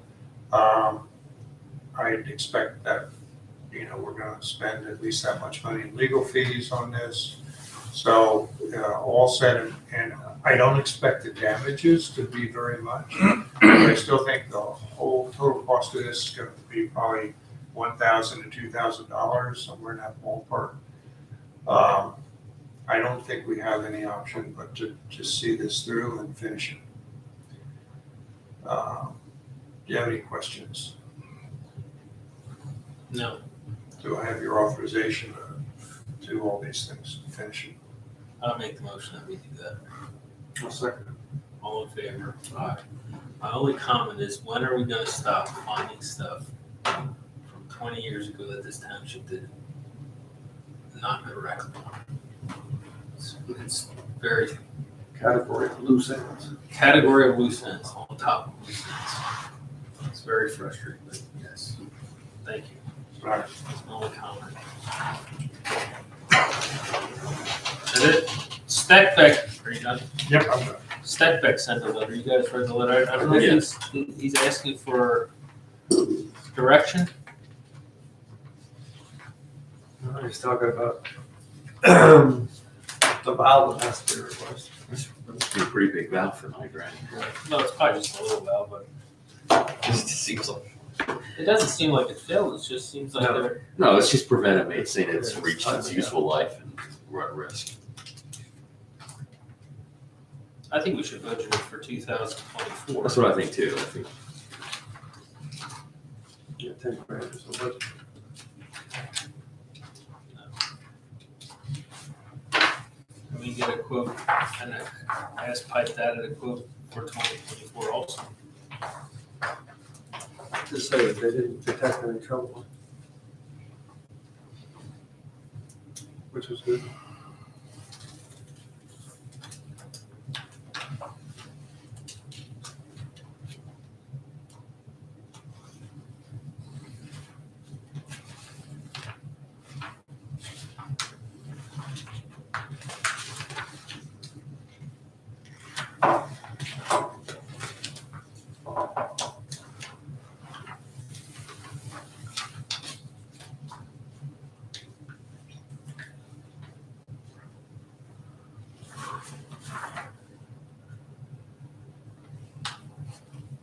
So we'll put both these on for 2024. I think that makes sense. Yeah, can you just give them that message? Mm-hmm. And ask him his opinion, if it's 15 to 20 years, if we can wait till 2028 to replace the three-way valve. I'm just asking what they base that on. $7,000 for something that you can hold in your hand. Yeah. Well, it's like anything, you don't know when it's gonna, Give out. But how do you know changing it in 15 years instead of 20? you know, yeah, you never know. $7,000, it should be gold mine. You think? Get his recommendation on that. Okay. See what the basis is of changing this. He says 15 to 20, now we're only at 15. That remind us of the budget meeting to include that.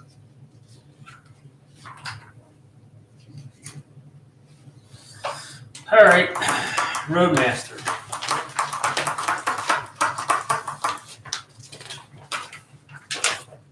Anything you want to add here, Robbie? Just a couple things. Talked with Sam a little bit. I think we talked before in the past about maybe refurbishing the backhoe, getting some pins and bushings and some miscellaneous things fixed on it, and a paint job. I stopped with GNR tractor equipment for their merch down there. They gave a ballpark price of maybe $8,000, depending on what they came across. Obviously, if they find something that's gonna cost a lot more, we can say, hey, we're not gonna fix that. But he seemed pretty certain it's gonna be around $8,000. I'm okay. I think that's money well spent. Yep. That probably- I don't think we need a new one, just something to freshen it up a little bit. I agree. Yeah, if you would load salt with it, that thing would be nice. That stuff. Well, with the loader now, we won't use that for salt unless we absolutely have to. Yeah. So that won't use salt anymore. No, okay, need a motion to approve it? Let's do it. I'll make a motion. I'll say. All in favor? Well, the other thing is, we have I call it the smaller mowing tractor, it's John Deere 5520. I'm pretty sure that was purchased new, in 2003. We made some modifications to it, but it seems like every year now, maybe every time we go out, we have a problem with it. We're usually able to get it fixed, but I think it's something that we should look into maybe replacing, maybe getting a used one similar to how we bought the other one. I'm not sure what you guys, How many hours are on it? No idea. I wanna say it might be upwards to 10,000. Yeah, I'm not sure. 10,000 seems like a lot. That's, That is a lot, it's 20 years old, right? right? Yeah, it's a 2003, and I'm almost certain For 1,000. they bought that brand new. But So- it's mowing hours. Right. That's where you can rack up the hours. Is that something replacing that similar to what you have? I would think so, yeah. I mean, I think that size there is pretty good. We can stay in the lane. That's the one that just lays down. The other one's obviously the big boom mower, but we were thinking maybe get something similar. It doesn't need to be any bigger. I like that size. I like to stay in the lane. Yeah. And it seems to do a pretty good job for us. But like I said, it's every year, every time we go out now, for the past 2-3 years, it seems like. I would look around and get some quotes, see what you can find or what it's gonna I can cost. tell you what one's gonna cost, So, but, right now, everything's nuts. yeah, it's, So maybe this is the new norm, I don't know. It is the new one. but there was, we were at the PSAT show. I think, I kind of want to say it was a case, it had a little bit of a different, mower, and that was 175,000. But it's that, keep in mind, that's brand new. Yeah. And that's similar to the size. I think that one had a couple more horsepower. The mower was, you could like reach over like the guardrail, so to speak, had a little bit of arch in the arm, and then the mower itself slid in and out. Was that autonomous? You can run it from here? No. Just push the button. Yeah, that's. I mean, that's the brand new price of something, you know, I Yeah, would say. but something used, would you? Yeah, well, that's what, so I talked. So would you get another mower or just the tractor? I think it's time to probably get the whole unit, because we got that mower, we had the 3-point mower, we bought some, we bought those side mowers at some point in time, we converted it to a side mower, but it's starting to see wear and tear on You it. definitely want to go with a wing mower like that. Yeah, that's what we're at there. Much better. Or a new mower, or a used tractor? You start with the tractor and then see what you can find. Yeah, keep an eye out. See what comes up. That's stuff. It's just something that, maybe next year, the year after, that we should, Yeah. I Keep think it we in should mind. start considering, hey, we need to buy something in maybe 2-3 years. It's just the way it is. Yeah. So I'm just making you guys aware that we've been having some problems with it. And it's not that we can't fix it, it's that, you know, the mower goes down, you know, the mower's down, 2 guys must go and look at it, then you lose half a day or a day of mowing, Yeah. plus whatever the other guys are working on is what the problem is starting to be. Okay. So, Keep your eyes open. I think, do we need to discuss the roof color or what's going on with the roof or? Well, don't you have to have it colored and like the actual I assume materials and so. stuff? Do all you guys able to look at some of the samples or? I did, You did? Yeah, I saw. Yeah, I don't need to see it, but I can't even, I don't want to be that part of that decision. Just telling you flat out, I don't need to do that. I like the texture. I like the texture too. That's what Everybody I likes saw. the texture. There seems to be some debate about the color. Yeah. We're gonna have to be the tiebreaker. I talked to Dustin. He said he has to know beforehand, a week or 2 before, just that they have a coil stock on hand when they come to do it. Yeah. So what's the color debate? Well, we had multiple choices, but, But what are we down to? well, popular color seems to be stay with what's over here, make it red. And then there was some thought of maybe doing a gray or an offset, or an off color, something that went with it. I'm colorful. I can make it any color you want. And I can't even match my, yeah, I'm not a color guy. I don't know, my opinion is we should probably stay with the red, simply because the other roof is red. All the trim is red. It just would stay with the color scheme that's there. Let's I say agree with you, that. It looks monkey, like a maroon, yeah, it's a. Yeah, I'm good with whatever, but red seems okay. What do we have to do about the snow guards? Is there something in question about that or the texture? with the texture, his feeling was that you wouldn't necessarily need them on that side. But he would still put them on where you're gonna have equipment going in and out. He said the texture holds the snow much, much better. Right.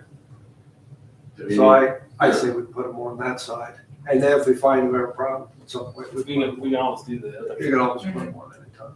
Is that acceptable, Jeff? You have any input on that, or? I'm fine with that. Is the only thing I gotta tell you is we make everybody else get a permit for a roof in this township. We So don't do that. Oh, yeah, we got a permit. say what we said for this one. Do we really need one?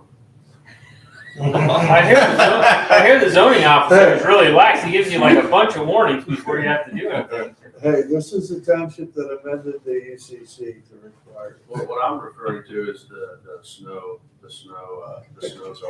If you're gonna hold the snow up there, I mean, you're gonna have to provide engineered drawings for it, so. Yeah. You know, let your design professional know that. What are they needed on the Kale Drive side of the building? I don't think, as far as I know, you don't need them anywhere. I mean, but it's one of those things here with the snow sliding off the roof. Yeah, you know, if we ever get snow again, We may not, sliding off on your generator out there, I don't know if you want that. yeah, maybe we could put a few select there where where the generator is. So what's the engineered drawing thing? It's what's required anytime you get a permit for a non-residential project. Do we have that? We're gonna have to get that. We'll have to get that, I guess. Yes. They Who might, does that? they might do that in-house regularly for that kind of roof, do you think? What's that? Do you think they do that? You would hope The they would take manufacturer. care of it. Okay, we wanna follow the rules. I'll hold you to it. We wanna follow the rules. We don't wanna skip. That makes it a lot easier when everybody follows it. Yeah, we wanna apply equally. And then when we get frustrated, we'll know what the residents go through and then we'll change the ordinance. Is it textured or non-textured or? Textured. Textured, Textured. textured red, snow guards. Across As needed. as needed. Snow guards as needed. You put on, how much are snow guards? More expensive than. $9,000, I you think it was, Yeah, number they're 10 grand. money. Is that for the whole roof? Snow guards. Yeah, that's a, That's for the whole roof. That's for front and back. If you want them to actually be there in 5 years, you have to put good ones on. So if we're putting them on the back and we're putting them on half on the front, why don't we just do them all? Then it will look aesthetically the same. the other thing is, do you wanna keep that weight up on the Yeah, roof? that's the other thing too. Jeez, And you have sorry I chimed in. You have I thought gutter, you said you were staying out of it. I did say there's that. gutter on both sides. Those gutters on both sides. Well, then you might wanna put it up, so you don't lose your gutter.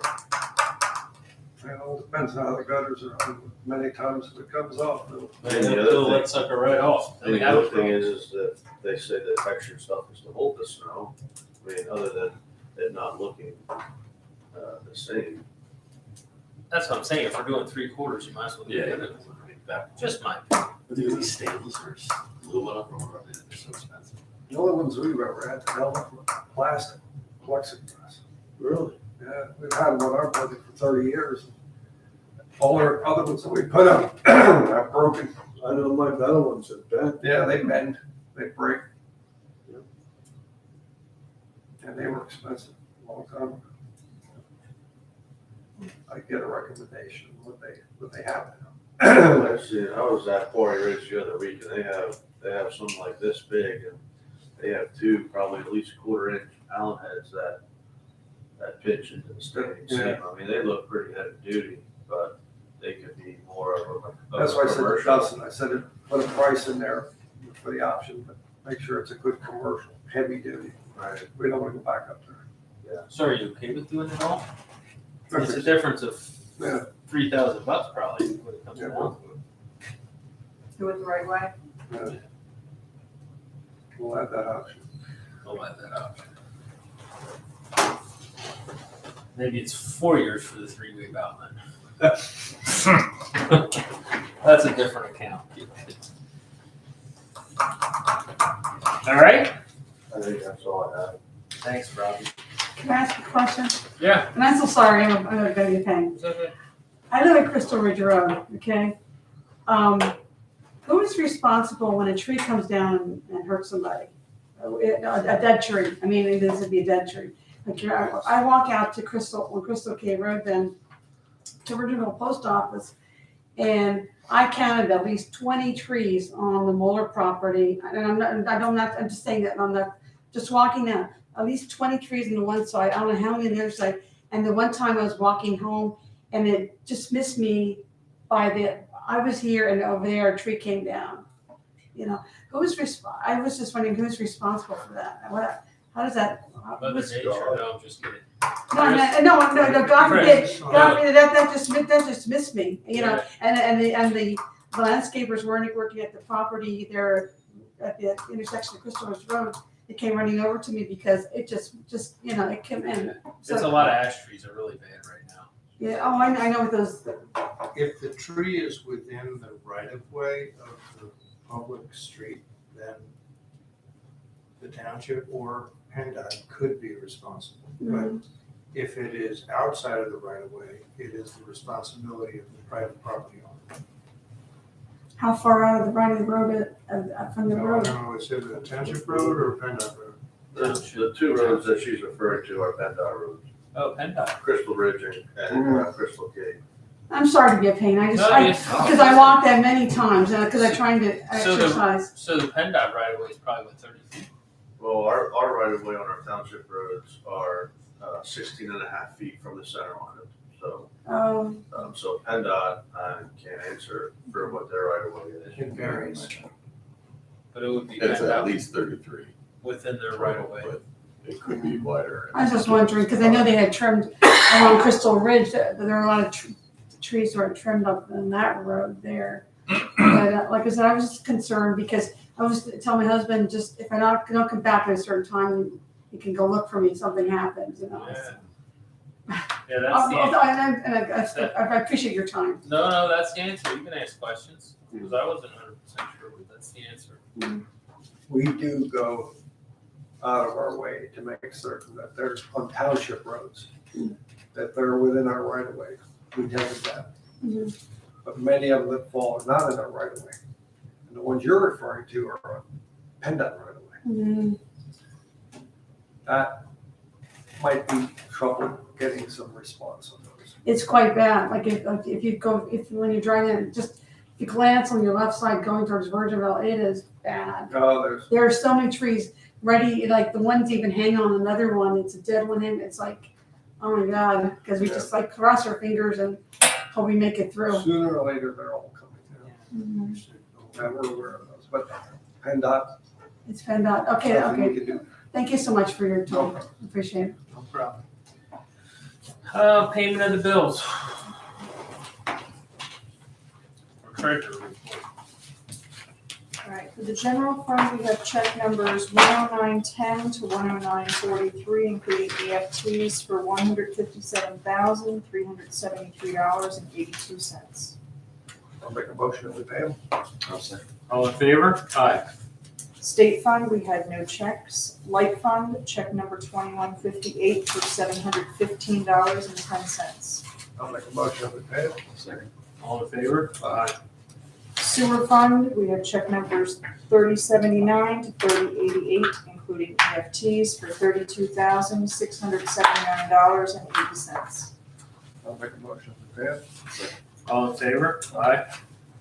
Walnut Town Fire Escrow, check numbers 2162 and 2163 for $4,822.76. Make a motion to pay them. All in favor? Aye. And Virginville Fire Escrow, check numbers 2161 and 2162 for $4,822.77. I'll make a motion to pay them. All in favor? Aye. I did reach out again, I know our question with the recycling. The last time we discussed this, we had asked if we had a larger container than the few that they were giving us, that they wanted to offer us. I did speak out to Ryan over there, and he said the 8-yard container is the largest container that we could get for recycling. Right now, If we would have an 8-yard container, it would be $261 a month. That would be for 2 collections per month.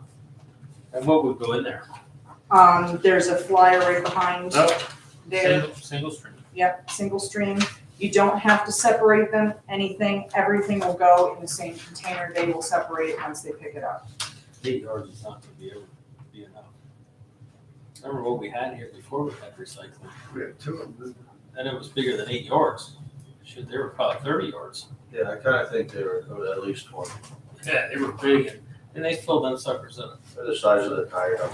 And basically, if we would want them here, as soon as they get filled up or close to it, we would reach out to them, have them pick it up. You get charged every time they come pick it up. And how much is that? It would be, right now, it was $261 a month, for 2 times. If we got it less than that, if we would have it picked up, once a month, depending on how fill it would get, would be $172 plus the fuel. Yeah, that's out. It's gonna be, Right. it's probably gonna just, to do anything, it's gonna be. They also said, you had mentioned something about a pilot program. They can do a pilot program, but it would be a month-to-month type of thing. He said we would have to state it would be for 4, 5, 6 months maybe, just to see how it is. We would pay the delivery charge of the can, have it here for a few months, but state that it's gonna be only here for a few months, and at the time, whenever that monthly time is done, we will either have the contract with them, or they will remove it, we won't do anything after that. That's fair. So before we do, just find out what it costs in between. If we have to get them empty 3 times a week, Right, what's the extra charge? okay. So And it we would can be, budget. And then find out what our friend still works at the recycling department, I think. Find out what kind of credits we get for recycling. okay, If we do 8 yards a week okay. to offset the collection. What's her name? Jane? Jane Meeks. Jane Meeks. Give her something to do.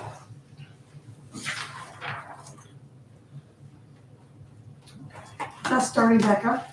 No, don't spread that rumor. Don't spread that rumor. I wish it was. I mean- Right? Everybody in the township wish it was. Well, we were even taking stuff to Kugel's because Right. I'm in for recycling, okay? And somebody there's always one person out of 100 that's to ruin it for everybody. That's, you nailed it on the And they head. even had cameras. That's they for had here cameras. too. That's for here too. That's terrible. That's terrible. That's terrible. But we had so many requests, and the road crew is against it because it leaves such a mess. Like when it's full, people will just dump stuff on the ground. Oh, I know. They'll bring garbage, I know. but people in this township miss that. Oh, yeah. And it's a good thing not to put it in the landfill. Oh, We have yeah. that at our clothing shed too. We get toys and everything and it stays there, no toys. But you're 100% right. People, the 1 in 100 ruin it for the rest of the township. That's how it is for everything. That's how it is for everything. But we are talking about it because the township residents really want it. And the county did such a good thing when they did it. I know. And I then, spoke with the lady over there, yeah. we had them here and tried to convince them, but Oh. you know, they thought $72,000 for the entire county program was too much money. So Her answer to me, well, when they started, it made money, but now it costs you to take it away. And I don't know. If you get those 2 things for us, Jen, that would be great. But that's the residents wanted. yeah. But then with the second problem, Richmond Township, we have a dumpster. Nobody else around collects. We'll have them coming from Maxatawny, Uh-huh. Fleetwood, Yeah. wherever, and then that's Well, yeah, I took stuff over to Kugel's, but then that was a business. that's though. different. But this here, that's the problem we got to evaluate because I everybody and understand. their brother's going to come. There's a lot of. And we're gonna have to pay for it because it's, you know, right now it's $3,000 a year. I would guess it'll be $10,000-$12,000 a year if I had to guess. Everybody and their brother will be I here. understand. Well, how often did you say they were empty before when we had it? Well, it was once a month, but wasn't it? The We 20 got to a yards. point where it was called as needed. Yeah, like it was. Because it used to fill up. Yeah. It's Right. very hit or miss. And with our tires. Can't do something like Main Creek does? 8 yards won't last a week. I don't think. No, Can't do something like Main Creek does? but he had. No, they have a regular recycling. I got regular recycling bins. They come around. They have a contract with one of the trash companies, I guess it's Moroso or something like that. Come around once every 2 weeks.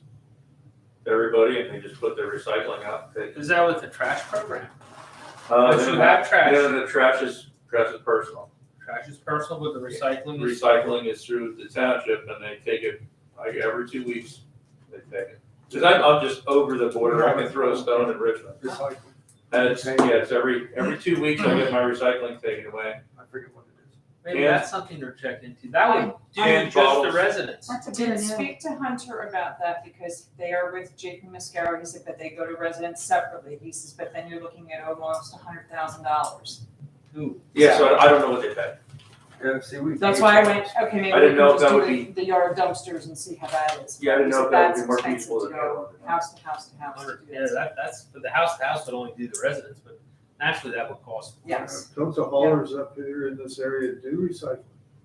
There's some of them do, some of them don't. Ours don't anymore.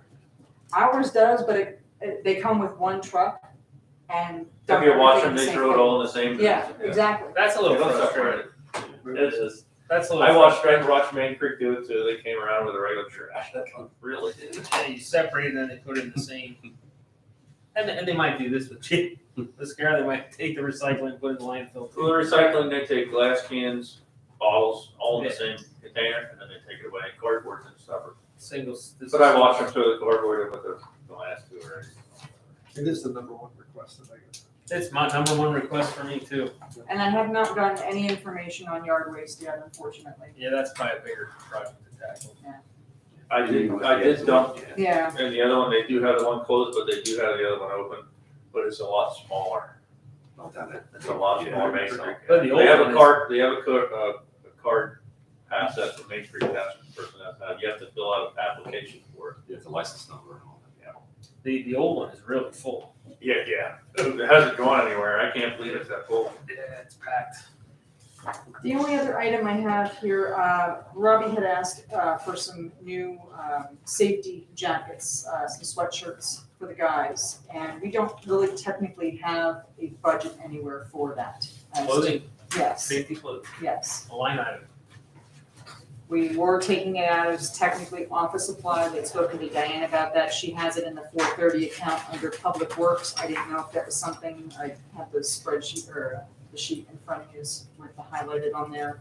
I don't know if that's something that we wanna put a line item in there for it and make a budget for it. Well, next year we can, but I mean, for now, if they need something, I would just put it where they Okay, put it before. We want it to be safe and look representative. right. Richmond Township, they gotta match the new building.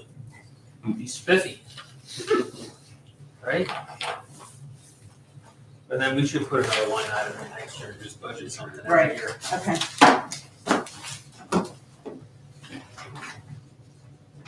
That is all I have. I thought I had one other item, but now it slipped my mind. I started to write it down on the chairman's report. I guess nothing, I can't wait till next month.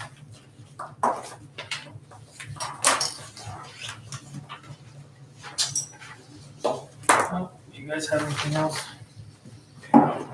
Nope. Oh, I do know. There it is. I do know. Go ahead. Oh, Any more, do we have any more discussion about the open space? I was just gonna, once everybody says it's gonna quick chime in, About the school. because it came up, we met with them, I think, a day after our last meeting, so it was kind of time kills, but met with Grande, and they had reached out to Fleetwood. And their discussion was, yes, they were very interested. The kicker was they were not interested in maintenance. And that was not really anything they wanted to hear, because Grande really just wants to, I mean, the whole deal is to try to get rid of it. So what would they be interested in? What would they do with it? To use it, I think the fields and, I can't remember if it was baseball or soccer or something. Because the I can't baseball, remember. the baseball association would take care of their own field. It's just the rest, the water. Yeah, it just, in general, the maintenance was some kind of a sticking point with it. He didn't get into too much detail. It was enough that he needed to follow up with them, but didn't, hadn't done it at that time. As far as the school, though, he was gonna have their attorney reach out to the school board, the school's attorney, and have that discussion of, well, here was what initially agreed to in the plan to move forward, but So who Again, there was wasn't not a- interested in the maintenance? Was it the school board, the school district, or Rodney? For the borough. Well, Grande wants to turn it Well, over. it was, yeah, Grande wanted to turn it over, no strings That's their attached. goal. Yeah, just want to get rid of it. And I think it was a discussion with Fleetwood, I think, is it a manager over there that? Oh, Chris Young. I think He's it he's was- just trying to facilitate. He's the borough manager. He's It was trying either to Chris or the- yeah, I don't know if that- facilitate with the baseball association and the school district and everybody to try and come up with and maybe Richmond Township, kind of try and come up with an agreement that we can build a ball field. Yep. And keep it maintenance. Grande would kick in a little bit because they're getting rid of it, and the school district. I don't think it was Chris, I think it was somebody with the association that he spoke to, and that's where the maintenance came up as an Well, issue. maintenance of the whole thing, but they probably made the ball field. Yeah, and I think Grande doesn't want to split anything up, they have the big Well, field with the pond, I understand that. and then it's the other lot too, on the other side of Rhino Drive. 'Cause I that's- still that's- think we should look at the whole project. I just, They are on the end of trying to clean that up. They have very minor descriptions they needed to do. They had 2 lights along Rhino that had to go in. They did not put in underground conduit to go out where those were and asked, can we get rid of them? The answer is no. So they're putting mast arms on poles that are there, or at least, I'm sorry, lighting fixtures. So they still have to do those 2. One other thing escapes me, but they just clean up items for the most part. And they're ready to move forward with the dedication, but I did tell them, as Chris advised, we really want to see this kind of get cleaned up and taken care of before we take that final action of releasing the escrows. yeah, 100%. Yeah, I mean, there will be the maintenance cost associated with the streets for the 18-month, once we get there, but that's not what Chris was referring to. We really want to move forward with that final motion and move it. Just one separate item, so. Are you done? I'm sorry. Yep, no, you're fine. The amusement tax that we charge in the township, the school district gets half. Who came up with the amusement tax? And who controls that? Well, there's an ordinance for the borough's part of it, there must be a resolution that the school board adopted for their part of it. And under the Local Tax Enabling Act, where a school district and a municipality both impose the same tax, there's a cap on how much they can collect, and they have to split the revenue. So if we were to, I mean, you can repeal it, there are limitations on changing it because, you know, that statute that authorizes it has been massaged over the years so that there are fewer things that you can have under those local tax regulations. So it's easy to get rid of it if you want to get rid of it. If you want to modify it, we'd have to look at whether or not those I'm not sure. modifications would be But if, permissible. but if we get rid of it, we can get rid of it just for our half, not the school district's half, or Well, what would, we control the whole in thing. all likelihood, no, if we would get rid of it, And I'm not it suggesting would that. stay the same as far as the taxpayer was concerned, but all the revenue would go to the school district. That's what I think will happen. Because I was if just we, curious, I mean, if that was a tax that we controlled, we control our half of it, but so do you think they have the same tax in Maxatawny Township for like Richmond Golf Course? I don't know. I'd have to find out. Well, why wouldn't it be? Because it's the same school district. Oh, if the school district has an amusement tax regulation, it should apply throughout the school district, yes. But on the municipal side, Well, the municipal side, you know, where if you're telling me they control the tax, well, they they can impose it in Maple Creek Township too. Is that what you're saying? control their half of it, right? Just wondering how that worked or how that. Right, but like I said, Came about. if we got rid of it, I think it would stay at the same rate and it would all go to the school district. The only way that wouldn't happen is if they had something in their tax regulation that said that, you know, for example, typical amusement tax is 5%. if they said, we will only charge 2.5%. Then if we got rid of it, that would cut the amusement tax for everybody who's left. But what I imagine it says is the same as township ordinance. Township ordinance says 5%. School district ordinance, resolution probably also says 5%. But the taxpayer only has to pay 5%, and each of the two taxing bodies gets half of that 5%. But if only one of them is collecting it, then the one that's still collecting it gets all of it. Very interesting. Just curious. They want to just advertise an ordinance to get rid of the amusement tax. The only taxpayer they had who paid it was Ozzy's, that fun center where Ozzy's is gone now. So what, they advertise to get rid of it, what good does that do if the school can still collect the whole thing? It doesn't benefit the taxpayer. It doesn't, but I think they just view it as sort of a cleanup thing.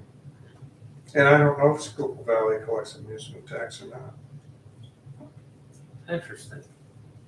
The school district isn't getting ours. We collect 10%. Because, Oh, yeah, Maple Grove. well, you have a grandfathered amusement tax. Yeah. Because if the 5% cap is for new amusement taxes. But if you have one that's So old, if your school district would oppose an amusement tax, they'd get some of it, wouldn't I don't think they're getting a penny of that. they? They could. We got $260,000 from that last year. It's staying with me. No wonder I can't afford to go to the races. You don't need 10%. I was just glad they sold it. I was down the other, we had a good time watching people drag race. It's a nice thing. Okay, that's very interesting, Chris. Thanks for enlightening me. That's not what I expected. Okay, anything else? All right, I make a motion to adjourn. All in favor? Aye.